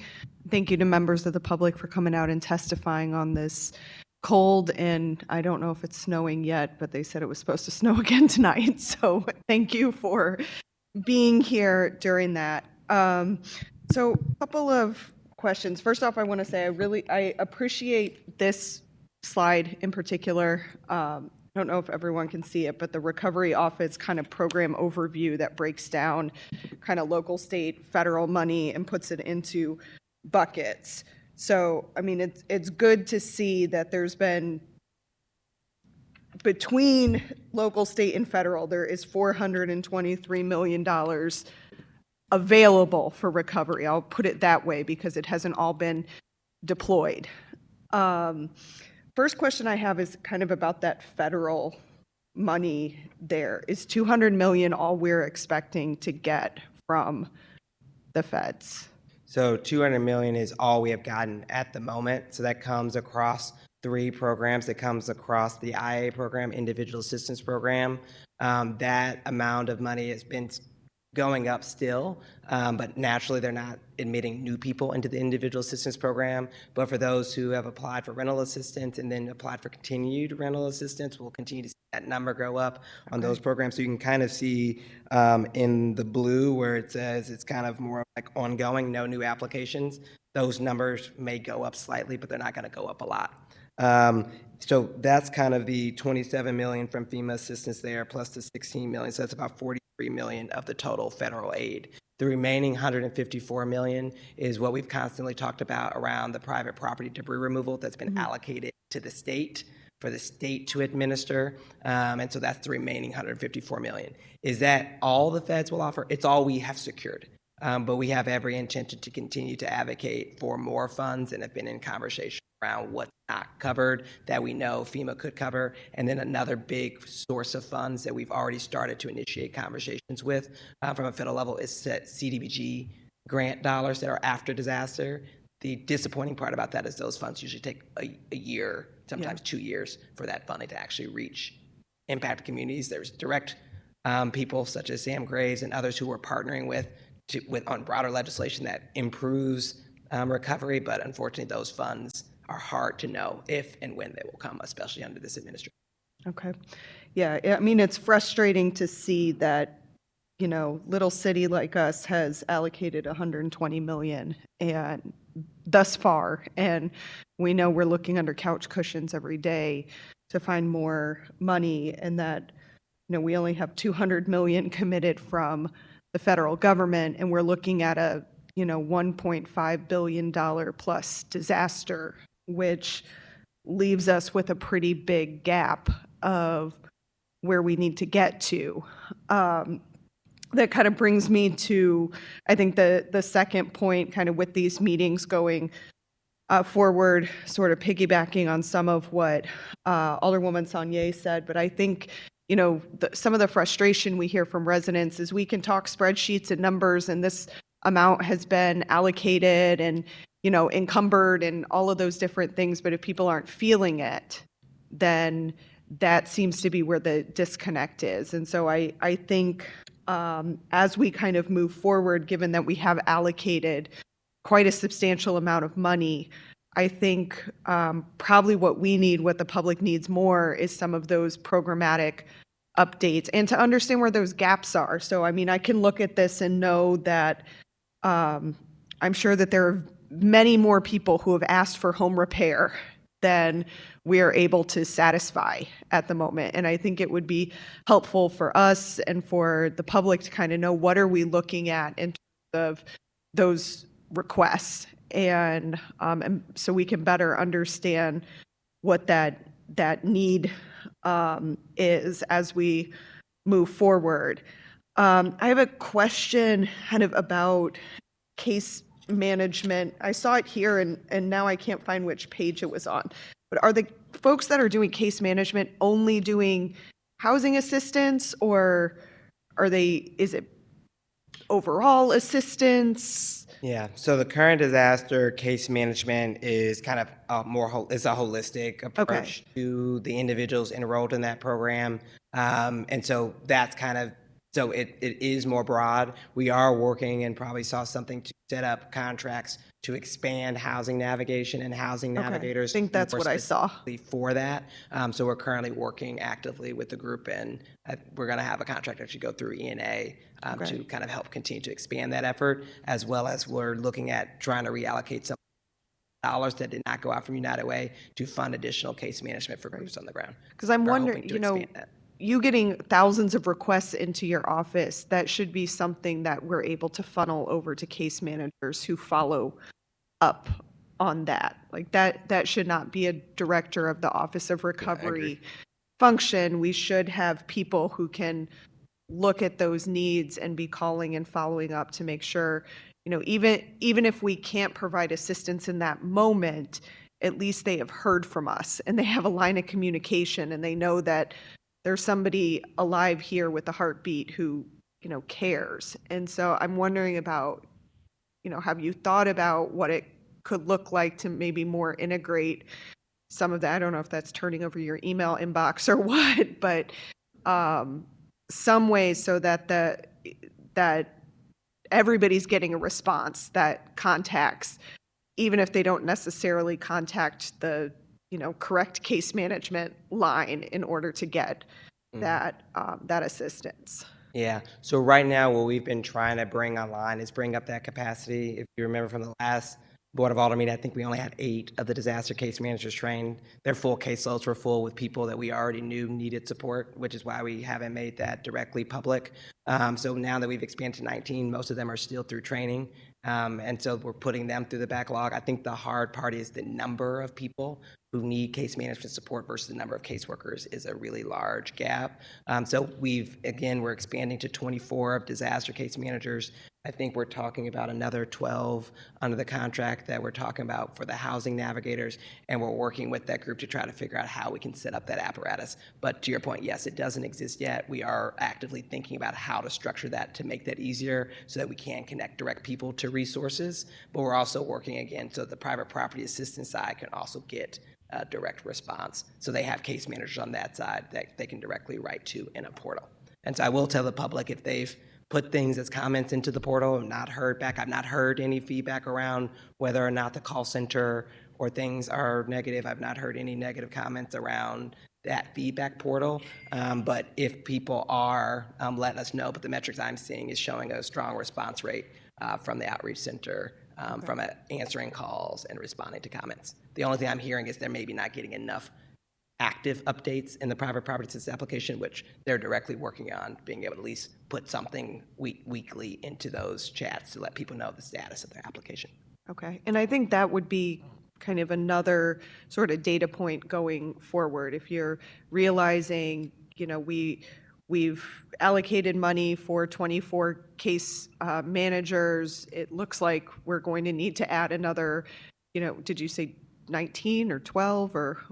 The current contract we're working on is 12 more. It's 12 more. Through next week's, Okay. especially in And if we, you know, if we get to that 12 and we realize, you know, we're still over capacity, I mean, I think just kind of for budgeting going forward, being able to see like there are these gaps, and so how do we proactively start to budget for some of these things, because that case management piece in particular, I think, is going to make a lot of other aspects of a lot more easy if we're able to kind of have more of that constituent contact, like direct constituent contact. Yeah, no, so exactly. So I think where we are at is we've kind of started to kind of create, what we want to do is make sure we spin up the infrastructure for those that we have with the dollars that we have. That's actively been a conversation both civic leaders, President Community Advisory Committee, and I know Jim directly working on trying to size up the unmet need across all of these vast areas to be able to kind of understand the size of that problem across things such as private property assistance, such as casework and case management support, rental assistance. So we'll know very quickly when we open up the rental assistance application, how fast does that $4 million go? Because many of them may have found support, they might have already moved. So we'll find out a lot more as we open up more of these avenues and most of these applications to understand the level of support needed. Okay. And then I think kind of, well, I have a couple more things. The other, I guess, thing that's not here, and it's outside of government purview, but it's tangentially related because I believe the mayor's office has kind of appointments on the advisory committee, is there was a tornado recovery fund that was set up through the Community Foundation. My understanding, you know, the last number I got maybe a month and a half ago was there was only $2.5 million that had actually been raised into that fund by, corporate and philanthropic donors. Which I'm going to be clear, I think that's absolutely ridiculous that public money, we can have $423 million. And I mean, I know there's been direct donations to some nonprofits and things like that, but that is a pitiful amount of money that our corporate and philanthropic community has put together. And so I guess I would like to understand, since some of those folks that have access to that corporate and philanthropic money are part of the recovery team, are they coming to the table with money and resources? Because it's one thing to give them a seat at the table, but if they're not bringing anything with them, at some point in time we got to hold feet to the fire, because it's pretty unacceptable in my mind. Yeah, and I think you raised good points. Is that one, we probably should include the corporate philanthropic community in here. That was just one fund. So that fund was just the one that was set up directly by the city around that. But there was the broader United Way fund that got set up. There was another one at the Community Foundation that got set up. I know that many groups like GSMF Foundation are actively giving to grassroots organizations on the ground. We know our corporate partners are as well. We have not had a way to track the mechanism of that broad level of support, but I will say it is way more massive than the number that we just talked about, the 2.4 million. But what that is something, I know we sized some of that early in the recovery effort, but we have not sized that full amount. So we'll note that as something to try to even add to this picture and figure out how we can get the philanthropic community, maybe themselves, to report and organize in a way that allows us to report. Just more engaged. I mean, I think we did see a lot of engagement at the beginning, and unfortunately, I think, there are some foundations that obviously are still focusing on day after day. But I also think, unfortunately, a lot of folks have moved on. And I think we, need to remind them, because we're not going to be able to plug this gap, I think, just with public money as much as I would like us to. And so I'd really like to see a call to action for, some of these folks that come to us asking for things all the time to, come and show up for the city.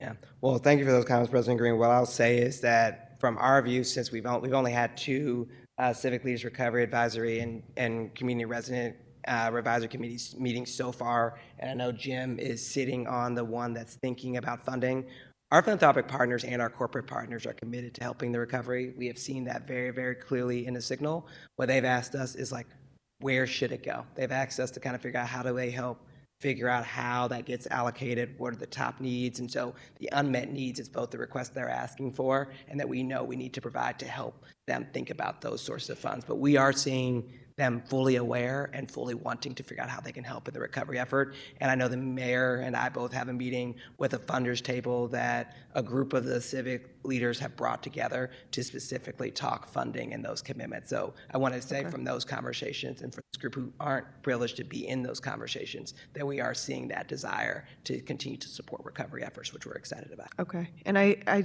think it would be helpful to integrate that, especially because that, that fund of the Community Foundation is something that is connected to the city, and therefore it's something that we should be providing vision for and direction for, because I'm trying to remember, but I think it was maybe the mayor's chief of staff is on the. I sit on that now. You sit on that now? I sit on it now. Okay.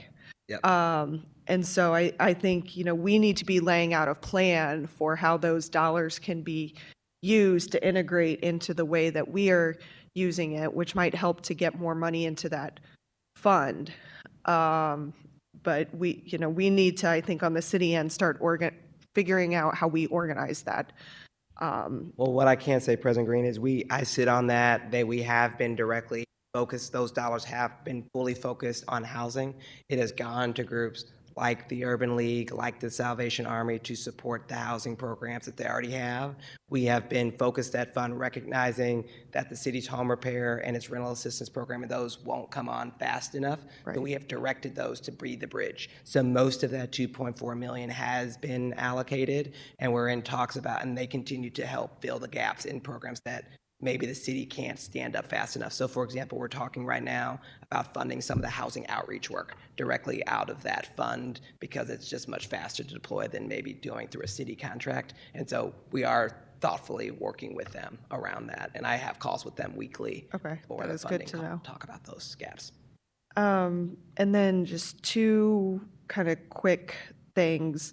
You know, I think going forward for some of the bigger issues too, like debris removal, you know, we've talked about having a separate hearing just on debris removal that I'm hoping we can still get scheduled before the board goes on recess, because I continue to get calls from contractors who are doing work on the north side who are very concerned about environmental impacts and remediation as, you know, a part of this process, given the amount of lead and asbestos and mold and environmental contaminants.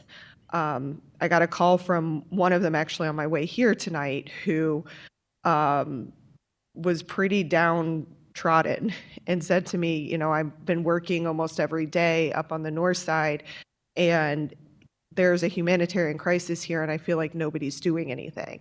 And I just, you know, that it resonated with me because I think that's something that we keep hearing. It's just we're not, you know, we're not moving fast enough. But, you know, my ask would be that we do make sure we get that hearing scheduled on that, you know, debris removal and environmental impact. I think I sent over like 25 questions or something like that to have answered.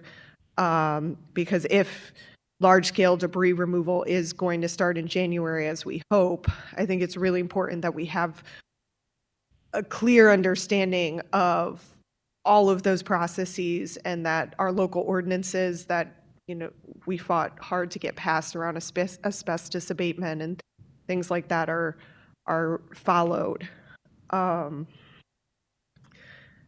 Because we don't want to end up with the, you know, kind of secondary crisis here of an environmental crisis after we start to, you know, recover because there's so many contaminants that's been left behind. So that's just another ask to please get that scheduled. Yep. And then the last thing I'll just say to Alderwoman Velasquez's comment.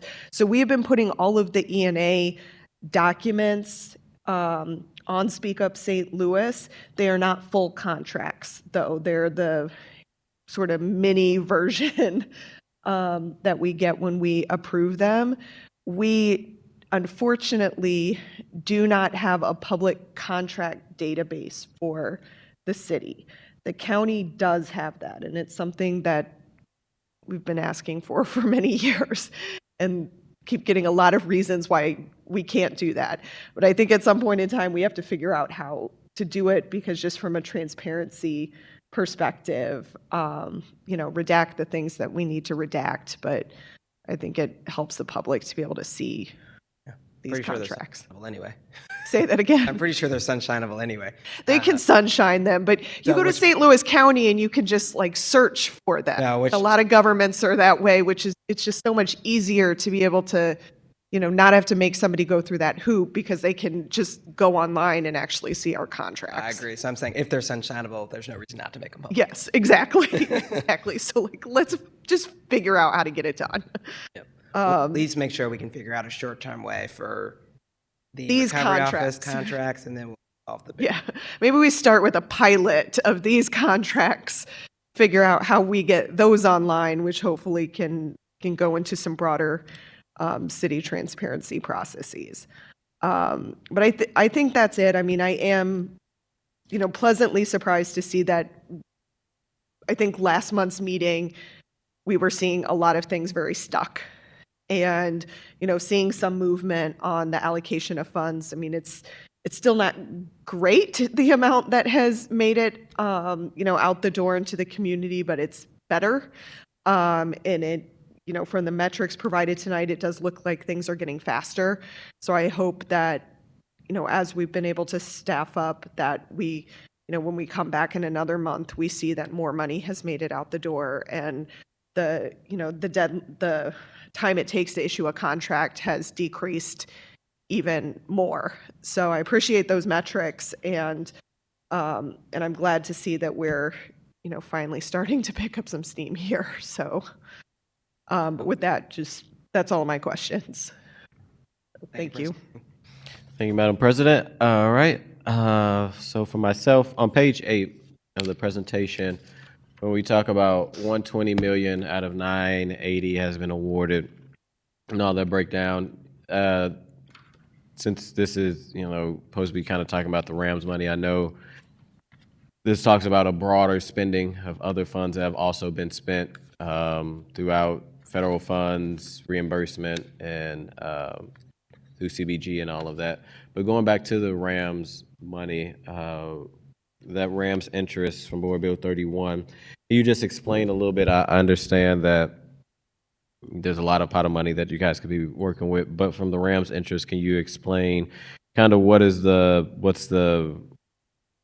I don't want to say delay, but why is out of contracted 19.3 only 6.9 has been spent? Yeah. So I'll let Jim talk partially about this, but that's partially the fact that you get a contract, there's a difference in a delay between the contract and the invoicing. Most of our contracts are on a reimbursement basis, which meant that it pulls down as it spends. So you've contracted out and they don't spend. So for example, we know that with many contracts, like for example, we've had Tetra Tech working for months without the contract and without pay, and once we got the contract done and got the invoices through, they finally paid. So contracting, like the actual dollars out the door, isn't symbolic of the work starting. So one, I just want to acknowledge that there's a delay in that process itself. And so I'll let Jim talk a little bit more about some of the logistics of that for a second. One of the other factors too, Alderman Aldridge, is that a lot of these larger contracts are over 6 or 12 months. And so you go through E&A, takes a month to get the contract done. It takes them a month to send you an invoice. That first month's invoice, if it's a $4 million contract and it's a 12-month, it might only be $300,000. So it's going to be a lag between, that further exacerbates the lag between contracted to spent. And so something to add, and one of the things that Jim and I were talking about, we'll start to not only provide a view of the spin down, but also a forecast of how the spin should happen based on what we know about the nature of the contract. So for example, there's $1 million allocated to the recovery office. That's salaries. Salaries are paid biweekly, so that number is going to take a year to spin down. And so across our various contracts, depending on the work, that's kind of what might drive that. Another big one is a lot of these contracts are going into kind of aspects of like CDA or things like that, which we've already said those contracts are extremely delayed. And so as we speed those up, that'll help. A lot of them are also in, like a lot of these dollars are in our home repair program and our program, which we have already talked about. The repair program just isn't delivering houses quick enough, which means the dollars don't go out quick enough. And so as we continue to improve the operations of the programs, we'll also start to see funding speed up. But we'll start to share more of a direct view of how we expect it to spin down based on the nature of contracts in future meetings. We've been working to just put structure around one piece at a time. So now we've gotten to a good view of all of our contracts, how that works, how the E&A process works. Now we're building the process to actually forecast that out. Gotcha. And also, I think what would be helpful, I know the contractor provided a documentation that, because for the, all these terms, I think kind of what the president say, people want to see the money out the door, right? But when we get these packets and they're online, people see allocated and awarded and contract, and then you get to the big part of it and you see spent, and you're like, well, it's not a lot actually spent. We understand from the city side, there's all these hoops and hurdles. Jim, you talked about earlier how some of that processes has happened a lot quicker. I think also what would be helpful, I know the contract, or maybe it's just reaching out to the comptroller, they provided like the PO of like what has been awarded, and from that, like what has been spent and what has not been, has like a PO number to actually be spent. But just so I got this page 8, so I'm understanding it. So the RAM settlement and then the RAM settlement interest, and you guys are throwing in the board bill 93 and 94. 93 was impacted tenants fund, 94 was the board bill Alderwoman Tanya carried around, I want to say shelter, and as well as Clark Hubbard, not necessarily board bill 30 that we passed, but I see you guys adding that in. the first two buckets, when it talks about city emergency spending, FEMA, public assistance and reimbursement, is that the city? So is that just what we're getting reimbursed from? So That's the money that has spent by the city and responding to the tornado. So about 11 million of that is emergency response. So fire, police, the emergency operations center, other departments. And So that money isn't technically what went to like housing, repair, anything. You're talking that bulk of it, and I think that's important as we talk about. Yeah. Out of 120 million, 98 has been awarded, 52 has been spent. If we just take out that 36.8, those funds was to make sure our first responders, our police, that has nothing to do technically with the tornado relief of like residents. Well, in that 36, the 11 is the emergency response. There's a chunk of debris removal. There's a chunk of repairs to city-owned properties, so like the Jewel Box and the Fallon Rec Center, stuff like that. So there is some repair stuff in there, but it is public assistance money. It's not individual. Gotcha. So again, so I'm just hearing you right, that 36.8 is not residency relief. It is more, again, our fire, our police, the Jewel Box, so Fallon. So that 36.8, I'm not great at math. You minus that out of like 51. I wouldn't consider that as like residency spending. Okay. And you know, that's just me speaking of like when people are saying how this is being, with this presentation, I think is important, one, for the public to know, even though it's about Rams, what has been spent, you know, the total amount. But if we're going to talk about the total amount, when we talk about, you know, 120 and that 52, when we talk about that city emergency spending, that isn't necessarily spending on residents, correct? Right, and I think that's why the two pages before Alderman Aldridge is really important, and why we try to break out where the source of funding is going is so you can see 11 million of that is in city emergency response. So the whole point of the first page was to break out the granularity so you can see, like, of course, shelter is a direct resident program. Home stabilization is a direct resident program. So we intentionally created this top sheet to help see that a little bit more. But what I'm hearing is being able to provide a deep dive into this chart might be a helpful thing to include, where you can see the breakout of how the federal funds are spent across these areas. Is that what I'm hearing? Just want to check.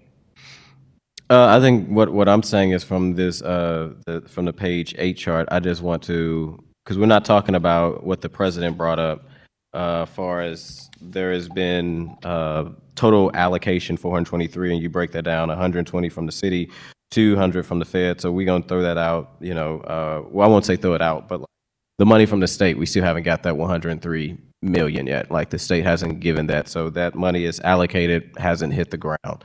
The federal funds is, as the president said, like, it's interesting we only got that much, but I'm just going back to like the city portion. So I'm just clear on, you know, what we're looking at out of the city portion of that 120. The 36 of it, like I say, is going to our city first responders and all of that, which we're getting reimbursed going probably back like general revenue. Pardon? That reimbursement is going back to, is that going back to the city? Yeah, that'll come back to the city. Gotcha. Okay. And then that second bucket, other federal funds and state funds, only 7.9 has been spent. Contract says TBD, to be determined. Yep, that's primarily because there's a lot of funds transparently that go through CA that they have been reallocating, that we are working to get more visibility into what those are. Our system, it's a technical thing, only can track things in our fund. We're trying to work with, if it came out of a different bucket, how we get a full view into that and how we get a view into contracts. It's something that we're working directly on with the new director of CDA, and Jim is personally working through to try to get more clarity on that. So it's TBD because we know that that's the amount of money that they've said is set aside there, but we're still trying to figure out, okay, is this allocated to contracts, and get visibility into that. So we hope by the next meeting we'll be able to provide more visibility and transparency. Gotcha. And this is not to like try to be mean or anything. I know Jim is working, he's new to the city, to be very clear, learning this process. I mean, you're not too far new, also came in with tornado. But if I'm looking at it right, and do I have it correct that technically like money from the city that has hit or allocated, or that, you know, for that is for the community that has been spent, is completely out the door, I would take that bucket of the RAM settlement, the 6.9, that talking about the spent part, correct? Money out the door, that would be going to community, the 6.9, and money out the door that's going to community also is that RAM's interest, Board Bill 9394, that 0.3. Those are the two buckets, and maybe the 7.9, like money out the door in community, right? So I will say, well, I won't say it's money out the door to community. That's money out the door to the groups performing the work. That does not mean the groups on the ground haven't deployed much more resources than that. So for example, we know we have been setting up shelters for pretty much the last 8 days tied to sheltering. That work has happened, that is happening live with residents.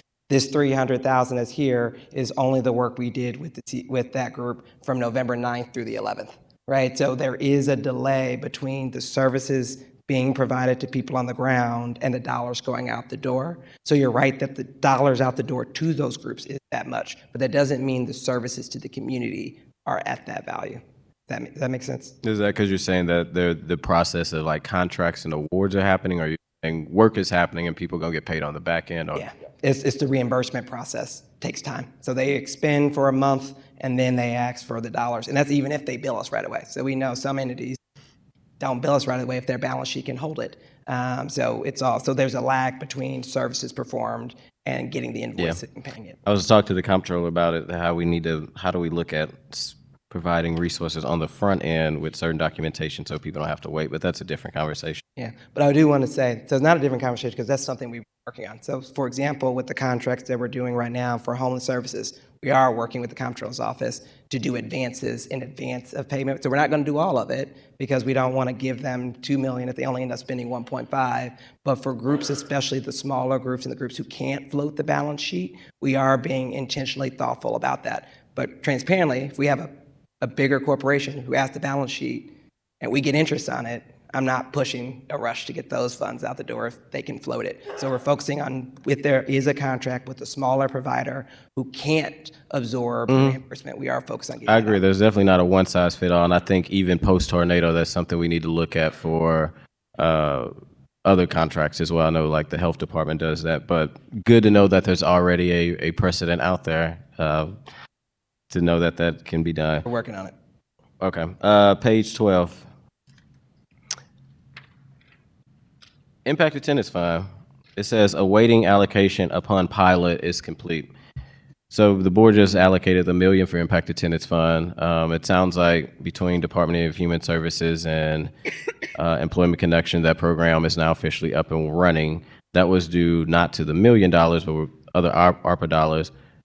Can you explain what is this pilot that you guys are looking for? Are you not looking to go with the same vendor who's already doing it? Or are you going to reset? Our goal is to check to see how the program runs, make sure we feel good about the vendor and the work, and then to allocate more dollars. So right now they're spending down $240K that's already been allocated to the alderman from the Board of Aldermen. Assuming that goes well, we'll continue to allocate the rest. Gotcha. We have an intent to keep the program, but given it's a new vendor, similar to like an SLS, we have more money to spend on shelter, things like that, but we allocate an initial amount, see how the program goes, and then we allocate more as we go. Gotcha. Yeah, I would hate if, we would change vendors during that instead of making sure that program run through. And I would assume all the vendors that are now doing work, wouldn't this all be new for them as well? Like for as a tornado, United Way doing this through, or, working with non-for-profits to get money out the door, or some of the other vendors that, I love Diamond Divas. This would be the first time like the city partner with Diamond Divas to do like distribution. When same thing, I'm going back to Impact Attendance Fund. This is a new program, not only for them, but this is a new program for all of these non-for-profits, correct? Yes, that's true. But we already had a contract with the organization that's doing the Impact Attendance Fund. So we didn't need to do a new contract for that work to start. The other groups, when we do a setup of a new contract, we set it up in that way. But even United Ways, for example, we set that up in their payment method where they get to pull down in tranches upon approval, upon showment of the work. We just didn't do that with the Impact Attendance Fund because that contract was already in place. predating it. So we just wanted to focus on launching that application, and then we'll do an amendment to add more dollars to it based on the program. Gotcha. I think that is all my questions that I have tonight. Are there any outstanding questions from committee members? Alderwoman Tanya. One is I saw a slide that it says 36.8 million in federal money has been allocated and spent. And then when you were talking, you were just saying that the federal government shutdown delayed that allocation. So can you just expand on that? No, so what that is, so all these these costs in that top row to do public debris removal and emergency response, they're all eligible for reimbursement from FEMA. And that process, we've gathered, documented, submitted, and gotten through an audit process to get the funds approved. Not all the 36, but a big chunk of the 36. And the payment should have happened a month or two ago, and they just haven't been paid yet. And that government shutdown for 43 days in October and November just really delayed reimbursement. You're talking about the amount submitted to FEMA? Yeah. I was just curious about, you mentioned that obviously the federal government shut down, so I just wondered if there was a relationship there. Yes. This might be a question more for Julian, I'm not sure, but I know we talked a little bit when food stamps shut down. You guys were working on some health access grants, and I know I had some conversation, at least with Dr. Pearson's office about it. Do you know anything about the status of that food access grant that we did?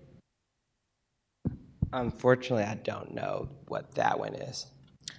So that'd be a question for Dr. Pearson. Okay. I think it can be a conversation that we can have offline. We kind of talked about it a little bit, but I think we had they were here with us when we were discussing. Let me know, and I'm happy to try to get an answer. Okay, thank you. All right, any other questions? Seeing none, thank you, Mr. Nix, Mr. Jim, for being here today. Also, I want to thank all the community members that came out as well, that's watching virtually, that continue to stay plugged in during this process, and continue to advocate and not only hold us accountable, hold the recovery office accountable, ask certain questions that is needed to make sure in the next presentation that is out there, or your stories and comments that you bring up is actually also important for us just to know how we move forward as a city. And I think we all continue to say we definitely need to move faster as a city to continue to help as many people. But thank you for continuing to show up and show out and coming out today. Madam Clerk, do we have any written testimony?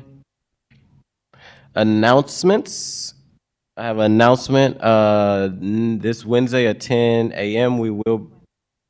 This Wednesday coming up, today's Wednesday, so this Wednesday, not as of today, coming up, we will hear Board Bill, I think 106, President Green's bill on bus rapid transit, so that will be at 10 a.m. I also sent out an email to all budget members, and since the public is here, for future budget dates around RAM's interest meetings, they are already set. I will be sending them to the clerk. Thanks to Mr. Jim with coordinating these. The future dates going into next year will be January the 8th, which is a Thursday. Typically, they're on a Wednesday, so okay. So we can work with a Thursday. It'll be Thursday, June 8th. Wednesday, June 28th. January. Okay, let me start over. Thursday, January 8th. It's been a long day. Wednesday, January 28th, and all these meetings will be at 6 p.m., and they will be up on the city website, but want people that's here and watching to mark it on your calendar. Wednesday, February 25th, as well as Wednesday, March 25th, which is 10 days after my birthday, if anybody wants to bring anything for the chairman. Again, those dates is Thursday, January 8th, Wednesday, January 28th, February 25th, and March the 25th. And again, this Wednesday coming up, we will be hearing Board Bill 106, President Green's bill around bus rapid transit at 10 a.m. right here in the Kennedy Room. You can come in person, or you can also watch online on YouTube, or you can join the link that our clerks work so hard to put up on our Board of Aldermen website, and you click on it to be part of the conversation. Raise your hand, and it'll bring you over so you can testify via Zoom. Any other announcements from any committee members? Seeing none, I will make, or Madam Clerk, I would like to excuse the alderman from the 5th, and with that, Quick announcement. we did move on to the next item, but sure, we could back up the bus, Alderwoman Tanya. You are recognized on the previous item.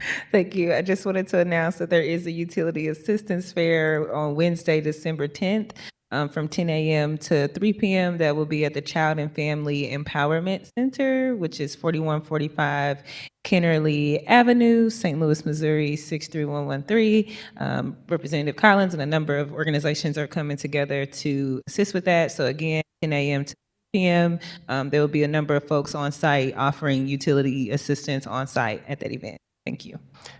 Thank you for that. Again, excuse the alderman from the 5th, Madam Clerk, and I'll take a motion to adjourn. So moved.